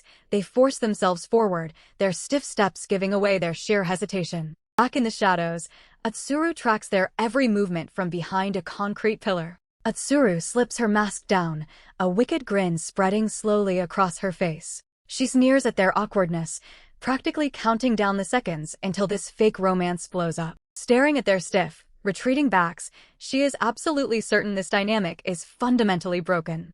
To her eyes, this isn't a normal couple, it's a predator stalking its terrified prey. She whispers a quiet challenge, waiting for the very first crack in their facade to show. Mochizuki and his date step into a trendy boutique, but the suffocating awkwardness follows them right inside. They stand like statues among the clothing racks, barely acknowledging that they are sharing the same space. Mochizuki awkwardly admits he only ever shops here with his sister, completely exposing his total lack of experience. The two remain completely paralyzed at the threshold, crushed under the sheer weight of this forced outing. Suddenly, an overenthusiastic shop assistant invades their personal space, shattering the silence with an aggressive greeting. The clerk locks onto the girl instantly, brushing off their protests and cornering them with a massive smile. She thrusts a dress right into the girl's hands, cutting off any hope of an escape route. Watching from the sidelines, Atsuru silently tracks the slow-motion train wreck of their awkward little act. Crushed under the clerk's aggressive,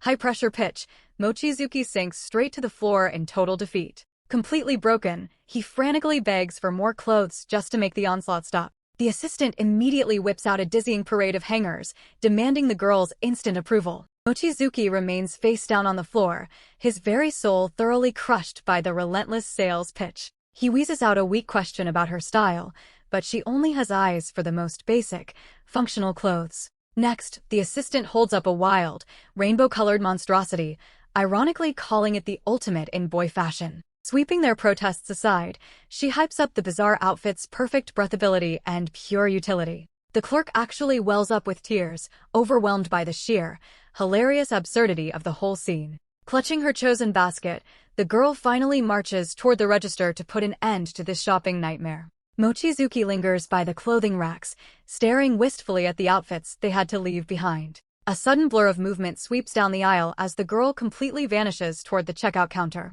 She reaches the register to finish up, leaving a dazed Mochizuki scrambling to catch up. Kawa-chan grips the clothes tightly, determined to sneak the boyish items back to their rightful shelves. She wonders why anyone would choose plain, comfy clothes when they could wear something that actually highlights her beauty. They finally step out of the store, the clerk's polite, lingering gaze burning into their backs. Spotting a nearby toy store, Mochizuki suggests Kawa-chan take a look to see if anything catches her eye. At the mere mention of the toy store, a sharp, sudden spark of realization flashes in her eyes. Sensing her hesitation, Mochizuki gently nudges her, asking if she still secretly loves toys. From the deep shadows, a hidden observer watches them, trying to make sense of their hushed words. Kawa-chan snaps back instantly, claiming she is far too old for childish water guns. Besides, she admits that stepping inside would only earn her a harsh scolding from her older sister. Mochizuki flashes a conspiratorial grin, promising to keep their little detour a total secret. Yet even he can only stare in disbelief as their normal shopping date veers straight into a toy store. He watches in stunned silence as she handles a massive water gun with the cold precision of a seasoned mercenary. Back in the aisles, the silent observer tracks them, completely baffled by their bizarre choice of activity. The two laugh and banter, completely ignoring how a normal school date is supposed to look. They carry on with their playful banter, entirely oblivious to the cold eyes tracking them from the dark. Watching closely, the spy notes her tail is still hidden, meaning a confrontation will have to wait. As the pair finally exits the store, the shadow is left behind to plan their next move in silence. She proudly brandishes her new weapon, declaring their little shopping trip an absolute triumph. They walk side by side toward home, the evening settling into a warm, comfortable rhythm. She eagerly rants about the power output of the Mach Thunder, leaving him completely stunned by her intense obsession. Kawa-chan clutches her massive new rifle, beaming with pure joy despite her completely empty wallet. Mochizuki hesitates, a sudden flush creeping onto his cheeks as he struggles to find the right moment. He suddenly thrusts a shopping bag into her hands, offering a spontaneous gift to break the awkward silence. She pulls a cap with cat ears from the bag, turning it over slowly in her hands. Blushing, Mochizuki explains the design is meant to help keep her real ears safely hidden from the public eye. Kawa-chan pauses, looking up to ask if the style actually looks good on her. Mochizuki stammers an instant yes, his face flushing a deep crimson. She slips the cap onto her head, adjusting the fit without once letting go of her rifle. A massive grin spreads across her face as she demands his honest opinion. She wiggles her real ears, sending the fabric cat ears into a playful flap. Kawa-chan insists they head to the park right now to put her new gear to the test. Mochizuki can only watch in silence as she preps her heavy-duty water gun for a tactical test. They arrive at the park to find it completely swarming with hyperactive kids. Without missing a beat, the neighborhood kids launch a chaotic, all-out water war. A sudden flash of movement catches Mochizuki off guard as a mysterious figure darts right through the crossfire. Kawa-chan leaps straight into the chaos, completely drenching an unsuspecting target. The local kids freeze in utter shock at this newcomer's sudden, aggressive ambush. She stands triumphant in the spraying water, completely ignoring the confused stares of those in her path. Grinning wildly, she calls out for backup to help secure their watery turf. Mochizuki steps forward to intervene, but Kawa-chan completely ignores him in the heat of battle. Kawa-chan hands over the heavy weapon, prompting the local kids to instantly cry foul at the unfair odds. Refueling at the public fountain, Kawa-chan prepares to transform the peaceful park into a total battlefield. A powerful jet of water erupts from the rifle, catching the neighborhood kids completely off guard. The kids shriek as the high-pressure stream proves completely impossible to dodge or counter. Kawa-chan pauses, suddenly realizing her heavy-duty gear might be complete overkill for a casual playground brawl. Grinning, she taunts the boys, declaring their tiny plastic squirt guns absolutely no match for her. A brave challenger fires a direct shot, but she stands her ground as the water splashes harmlessly against her. The kids band together to take her down, while Mochizuki watches her blend perfectly into their joyful chaos. As laughter echoes across the lawn, memories of a distant, long-forgotten past flicker behind Mochizuki's eyes. The chaotic game drifts further away, but he remains rooted to the spot, completely unable to follow. Mochizuki stumbles under a sudden wave of exhaustion while his laughing friends tease him for his sluggish pace. Their hands lock together as Kawa-chan suddenly announces that she is the one who is it. Tsukimi unleashes a high-pressure jet of water, sending the neighborhood kids scrambling for cover in sheer terror. From his spot on the bench, Mochizuki watches Kawa-chan charge forward to rescue a child in trouble. A sudden splash of water drenches her, leaving her soaked uniform clinging tightly to her frame. The local kids cackle with absolute delight at the watery chaos they just unleashed upon her. Kawa-chan fires a massive retaliatory blast just as Mochizuki rushes into the line of fire to call her back. She swings her heavy rifle with wild momentum, accidentally slamming the hard stock right into Mochizuki's face. Mochizuki crashes hard onto the pavement, leaving Kawa-chan completely frozen as she realizes what she just did. A massive plume of smoke erupts around her as Kawa-chan's ears suddenly pop out, signaling the return of her true form. The neighborhood children freeze in absolute shock as those unmistakable dog ears twitch on top of Kawa-chan's head. Kawa-chan scrambles frantically to cover her head, while Mochizuki huddles on the ground in a complete panic. Thinking fast, Kawa-chan points to her head and nervously laughs that the ears are just a magic trick. The kids stare in wide-eyed wonder, completely buying her ridiculous excuse without a single shred of doubt. One curious child even reaches out to grab her ears, gently testing the texture of the strange, soft fur. Children swarm her, pinching and tugging at her ears while Kawa-chan struggles to keep her composure. Mochizuki lunges forward, shoving a cap over her head to hide the ears from view. Kawa-chan forces a strained laugh, clutching her heavy rifle as she prepares to retreat. She makes a hasty exit, her breathing ragged as she puts distance between them and the park. Mochizuki catches up, demanding she change her soaked shirt before someone notices her true form. Kawa-chan yanks her cap off, revealing the dog ears she desperately tried to hide. As Mochizuki stares, she frantically demands to know if he saw everything. She struggles with the bag of clothes, admitting she never realized her original shirt was see-through.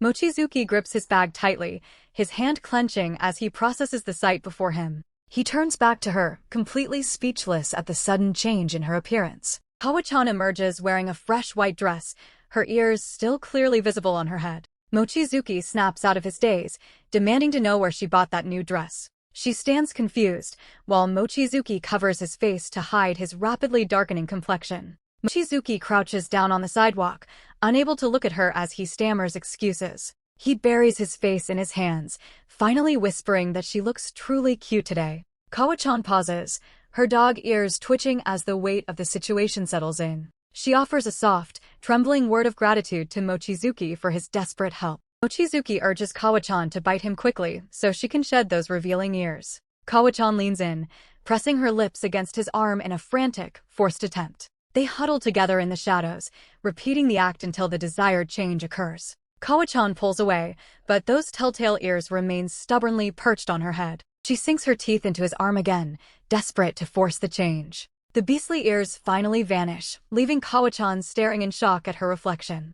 Mochizuki quietly asks if keeping her human form is starting to take a toll. A dark, haunting specter warns that she might one day lose her humanity entirely. Their eyes meet in a silent, terrifying realization that their secret is slipping away. A classmate corners Kawa-chan, instantly grilling her about a rumored shopping date. Kawa-chan fumbles for an excuse, desperately trying to shield the truth. As the classmate presses for details, Kawa-chan's defense crumbles and she looks away. Huddled in the shadows, their quiet alliance only grows tighter under the pressure. Mochizuki faces the grim reality head-on, asking if her human disguise is truly failing. Kawa-chan drops her gaze, her heavy silence confirming his worst fears. Back in the classroom, Kawa-chan fiercely insists to her peers that nothing else happened. The teacher sweeps into the room, instantly barking orders for everyone to sit. Kawa-chan scans the rows of desks, only to find Mochizuki's seat completely empty. A classmate delivers a sharp blow, revealing that Mochizuki skipped school entirely today. Shock ripples through the girls at the news of his sudden, unexplained fever. While they fret over his missed assignments, one girl steps up to take charge. She claims she knows his address, pointing directly to a boy named Hano. The girls surround Hano's desk, demanding he hand over the lesson printouts immediately.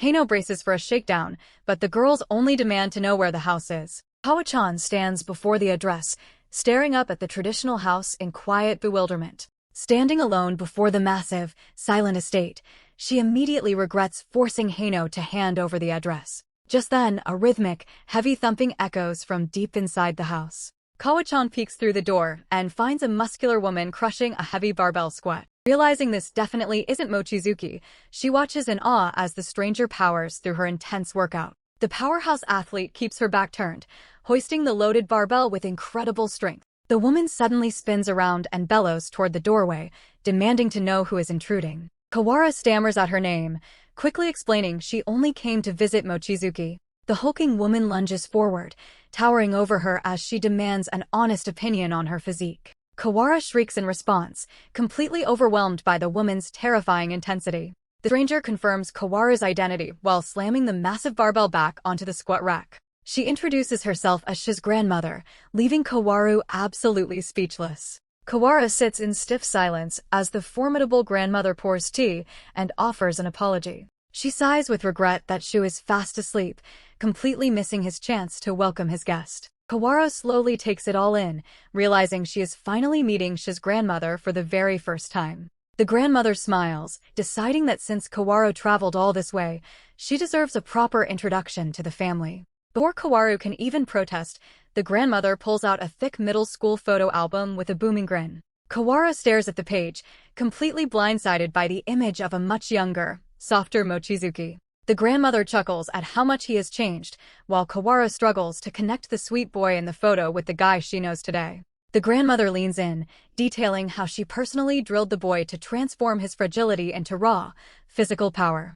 She bellows with laughter, confessing that her own obsession with strength training eventually eclipsed his original goals. Flexing a massive bicep, she insists that Kawaru acknowledge the sheer scale of her gains. Deep in his bedroom, Mochizuki stirs beneath the covers as distant, booming laughter filters through the thin walls. He blinks awake, squinting into the dim light while struggling to identify the voices invading his home. Parched and disoriented, Mochizuki pulls himself from his futon to investigate the commotion echoing down the hallway. The grandmother continues flipping through the pages, relentlessly critiquing Kawaru's questionable fashion choices. Kawaru freezes in place as she suddenly recognizes the voice drifting from the hallway. Mochizuki stumbles into the room, his eyes widening in shock when he spots Kawaru sitting there. He demands to know why his embarrassing history is currently on full display. The grandmother shuts the book with a firm snap, refusing to yield the floor. Kawaru lunges for the album, desperate to shield his past from view. As the grandmother reminisces about his long hair, Kawaru loses her composure entirely. Weakened by a persistent fever, Mochizuki collapses onto the floor in a heap. Kawaru scolds him for overexerting his body while he is clearly still sick. He rests his head against her, finally succumbing to his overwhelming exhaustion. The grandmother muses over how cute Shu is, even noting the unusual pet name he uses for her. Kawaru flushes deep crimson as the woman asks if the two of them share a home. The grandmother confirms they live together, maintaining a steady, knowing gaze on the girl. Kawaru falls silent, processing the realization that she kept this part of his life hidden. The grandmother reveals the startling truth that Shu has no parents. She explains they left him in her care long ago before disappearing overseas. Kawaru struggles to piece together this tragic side of the boy she thought she knew. She wonders why she kept such a painful part of his life a secret from her. The grandmother observes that Shu hides his deep-seated loneliness behind a wall of distance. The tone turns playful as the grandmother begins teasing Kawaru about their budding romance. Kawaru stammers, frantically trying to convince her that they are not a couple. She rests his head on Kawaru's lap and whispers a quiet thank you for her kindness. She insists their bond is strictly platonic while her reddening face betrays her true feelings. She drifts back into unconsciousness, leaving Kaworu alone with her swirling questions. The grandmother rises from her seat and prepares to leave them to their privacy. She sets down a pot of tea and exits, leaving the full responsibility of his care to Kaworu. Kaworu sits perfectly still under the weight of watching over the sleeping boy. She whispers his name softly, hoping to pull him from the grip of his fever. She urges him to move to his bed, but he remains completely unresponsive. The silence lingers, and despite her gentle efforts, she shows no signs of waking. She remains lost in sleep, his heavy breathing steady against Kaworu as she watches him. Kaworu sits in the stillness, turning over the weight of the confession she just voiced. She leans closer to the unconscious boy, unable to hide the intensity of her growing affection. The reality of her own words washes over her, leaving her face burning with sudden heat. She breathes her confession into the quiet room, finding peace in his unconscious state. A faint, drifting scent catches Kaworu's attention, drawing her gaze away from him. She stirs and wakes, his eyes immediately drawn toward the garden beyond the window. He fumbles to apologize, his limbs tangled and movements erratic in his rush. The grandmother steps inside with a tray,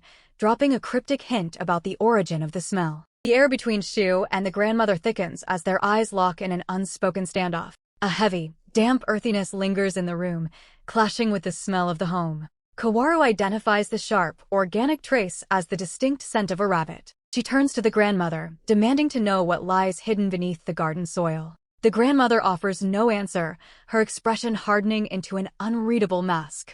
Kaworu gestures firmly toward the garden, tracing the smell back to that specific patch of dirt. The silence stretches as Kaworu presses for the truth, but the grandmother remains unmoved. With a sudden snap, the grandmother shouts that the garden holds nothing at all. Her posture slumps as she sighs, finally conceding that the charade has reached its end. She orders them to step back, declaring she will unearth the secret herself. Pulling her hair back, she lets out a sharp cry and begins to tear into the earth. She finishes digging, pulling a concealed object from the deep soil. She holds out a small metal box, breaking her long, stubborn silence. Kaworu realizes with a start that the scent clinging to the box matches the boy at her side. She lifts the lid and retrieves a single, perfectly folded letter from within. The grandmother confirms the contents, her expression remaining entirely unreadable. She falters, his voice shaking as he processes the revelation that his parents wrote those words. He stares at the paper, struggling to reconcile his own identity with these new facts. The grandmother admits she knows nothing of his parents, yet they somehow reached out to her. She unfolds the message, his eyes darting across the page in search of the truth. The letter entrusts Shi's upbringing to Mochizuki-san, leaving them both stunned into silence. Shi glares at the letter, his frustration boiling over at the absurdity of his parents' request. He scoffs at the bizarre demand for her to look after their son, questioning their sanity. The letter instructs Shi to read the final line, promising to reveal his true identity. A sudden realization strikes Shu as he processes the truth that he is actually a rabbit. The note claims that his parents will return to claim him the moment he turns 15. Shu stammers, horrified to realize that he has already reached that birthday. The grandmother watches him, admitting she meant to keep the secret until the year concluded. She points out that since he already carries the scent of a rabbit, his transformation is complete. Kaworu clutches the letter, her mind racing as she struggles to process the sudden news. She turns to Shu, asking if this means he will soon be taken away from her. The grandmother remains silent, her stoic gaze fixed on Shu as the heavy truth settles in. Shu erupts in a desperate cry, vowing that he will never leave his home. He grips the letter tightly, demanding to know why his unknown parents want him. Shu stares into the void, whispering that all he wants is to stay with Kaworu. Shu turns to Kaworu, his voice cracking as he asks why his world is fracturing. Grandmother grips the wall, her voice booming as she questions if this is truly happening. She sighs at the unfolding chaos, admitting she poured everything into raising a human child. She looks up with a blank stare, completely lost in the shifting reality. The ground begins to tremble under their feet, signaling a massive and impending change. Kaworu watches the earth crack open, fearing that Nana is about to vanish forever. With a roar, she heaves a massive hammer and declares she will protect Shu at all costs. Kaworu and Shu stare in shock at the sudden appearance of the enormous weapon. She spins the heavy weight with ease, mentioning her rigorous daily training routine. Her eyes burning, she warns that they will have to kill her to take the boy. She swings the massive hammer, the sheer force of the blow fracturing the air itself. Kawara watches in silence, her mouth agape at the sheer scale of the destruction. She demands to know how many years they have spent together, her voice shaking the room. She looks up, unfazed, while she threatens to launch him back to his true home. A calm, polite voice breaks the tension as a stranger arrives at the doorstep. The mood shifts instantly as they offer a warm invitation to return for another visit. A girl waves goodbye, her grin wide as she promises to see him again tomorrow. She returns the gesture, his hand hovering uncertainly as he echoes her final words. The weight of tomorrow hangs heavy in the air, etching lines of worry into his gaze. He doubts he can ever speak those words again, fearing the future looming before him. As the sun begins to dip, she reaches out to close the distance between them. She grips his hand tightly, promising they will face every tomorrow together. Her eyes curve into crescents as she confirms their plans for the school reunion. She strikes a playful pose, declaring that he has always been her savior. They stand together in the twilight, watching her shadow dissolve into the darkening sky. She stammers, his face burning crimson as he blames a sudden, mysterious fever. Non-stop rain traps the students indoors, where they watch the storm drown the school grounds. She turns to Kawa-chan, his voice cutting clearly through the rhythmic drumming of the rain. He asks if she really brings that cat-eared hat with her everywhere she goes. She beams, clutching the accessory to her chest and calling it her most prized possession. She looks away, quietly remarking that keeping it close might prove useful. He realizes with a start that she truly treasures the gift he gave her. A sudden, aggressive shout echoes down the hallway, shattering their quiet moment. The argument escalates as students trade sharp insults over access to the gymnasium. First and second-year students lock horns, chest to chest, fighting for control of the room. Shu and Kawa-chan peek from the doorway, witnessing the chaos unfolding in the hall. A student screams at Mochizuki, demanding he take responsibility for the spreading disorder. The hallway erupts into a full-blown shouting match between the two grade levels. Shu and Kawa-chan watch from the threshold, stunned by the raw intensity of the brawl. The students stand chest to chest, poised to settle their gym dispute with physical force. A student council member lunges forward, slamming a hand down to halt the brawl. The students freeze in their tracks, faces draining of color as they recognize the authority before them. Kawa-chan looks up at the older girl, whispering a desperate plea for her to intervene. The council member faces the rowdy mob, demanding to know why they have resorted to violence. The students fire back, challenging her to suggest a better way to settle their heated dispute. The girl flushes with embarrassment before proposing a high-stakes game of dodgeball. Tense silence fills the room as the weight of the proposed game settles over the crowd. Tsuru-senpai scoffs at the suggestion, dismissing the idea of a dodgeball match as childish. The rules are set. The losing side must vacate the gymnasium for good. Kawa-chan shudders at the mere mention of dodgeball, anticipating the chaos to come. A student leader rallies the first years, shouting for everyone to gather for the match. Mochizuki grabs Kawa-chan, brushing aside her warnings about the game's extreme danger. The group turns their attention toward Kawa-chan, insisting she join their team for the fight. Kawa-chan offers a reluctant nod, sealing her fate as the students erupt into cheers. She tries to protest, but the students drag her onto the court against her will. Kawa-chan prays to avoid any injury that might trigger her transformation, dreading what lies ahead. Kawara stands on the court, her eyes locked on her older sister, who has joined the fray. The older girl steps onto the hardwood, filling a vacant spot on the second-year roster. Kawara demands an explanation for her sister's presence, but the girl remains stoically silent. The referee signals the start, and the gym explodes into absolute pandemonium. A student taunts the opposition, only to meet a projectile moving at blurring speed. The older girl towers over the court, rebuking the players for their wandering focus. She catches the ball, her firm grip signaling the real match is underway. Kawara watches her sister hold the ball with a terrifying intensity that silences the room. The older sister fixes her gaze on her target, preparing to unleash her full power. The sisters trade fierce blows as their collision turns the gym into a frantic battlefield. The ball strikes the floor, and Kawa-chan realizes the rain has become a major obstacle.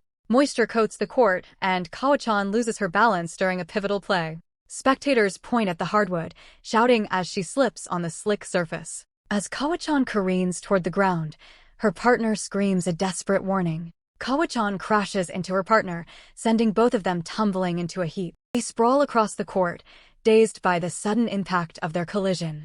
The gym descends into chaos as the pair lies tangled in a pile of limbs. Kawa-chan blinks, pinned beneath her friend while the ball remains in play. The crowd roars in disbelief because the ball never once touched the ground. Students gossip about the awkward tangle, debating if the save was pure luck or skill. Kawa-chan gasps as the ball pins against her chest, locking her in a compromising position. Her partner frantically checks for injuries, but their sudden closeness only heightens the tension. A teammate shrieks for them to break the hold and separate immediately. The teammate scolds them for the public spectacle, shaking with visible, mounting outrage. She insists that public displays of affection have no place on the gym floor. Kawa-chan and her partner blink in shock, stunned by the sudden, aggressive outburst. They replay those tangled, awkward seconds, finally seeing how compromised they looked. The teammate labels them both perverts while they scramble to stammer out a denial. Kawa-chan tries to form a coherent explanation, but the words catch in her throat. She waves her arms frantically, hoping to clear the air before the rumor spreads. Kawa-chan lunges for the volleyball, but a sharp collision sends her tumbling toward the ground. Her partner hits the hardwood with a heavy, sickening thud. The volleyball whistles through the air and connects squarely with his face. The force sends him reeling backward as the ball spins away into the distance. Kawa-chan watches in growing horror as the ball sails past, her composure finally shattering. A dark, ominous stain begins to pool on the floor beneath his head. Kawa-chan clutches her chest, her breath hitching as the gravity of the accident sinks in. The realization hits her like a physical blow. Mochizuki-kun is bleeding on the gym floor. Crimson drops fall from his nose as he fights to push himself off the hardwood. Mochizuki-kun bolts from the court, abandoning the stunned crowd in the gymnasium. The teammates look on in confusion as he flees, leaving everything behind in his wake. Kawa-chan grabs her head, desperate to push away the stinging accusations. Her breath comes in ragged gasps as she struggles to keep her nerves from fraying. The teammate stands her ground, demanding Kawa-chan maintain control despite the mounting chaos. A sharp, jagged sensation flares in her lower back, instantly breaking her concentration. A thick, dark tail tears through her uniform, exposing the secret she fought to conceal. The teammate gestures firmly at the ball, insisting the match move forward without delay. Kawa-chan locks eyes with the court, forcing herself to acknowledge the active game. She sinks onto the hardwood, clutching her head as she struggles to regain her composure. Her fingers shake as she reaches for the ball, determined to resume play at any price. Violent waves of pain consume her as the metamorphosis tears through her frame. A cap with cat ears clicks into place, locking the supernatural change in stone. Mochizuki-kun stumbles toward her, his chest heaving from the brutal pace of the match. She recoils into herself, desperate to mask the strange features emerging from her hair. A sharp poke to her shoulder anchors her firmly in the middle of the court. Atsuru-senpai leans down, her face a mask of cold resolve as she calls the match. A heavy silence settles over the court as the weight of the interruption sinks in. She clutches her jersey, unwilling to accept that their play has been cut short. The match is still alive, and she refuses to let it end on these terms. Atsuru-senpai steps into her path, blocking her movement and demanding she walk away. Atsuru-senpai looms over her, curtly noting that their limited lunch break is vanishing. The crowd erupts in cheers as the clouds part and the game reaches its final buzzer. Two teammates embrace in victory, entirely unaware of the turmoil erupting just feet away. The girl frantically tries to brush off the rumors while her companion remains cold and unmoved. She turns to find the space vacant, the girl having vanished without a trace. A frustrated teammate storms down the hallway, demanding to know where she disappeared. Tucked away in the shadows, the girl begs for a meal as the mystery of her transformation grows.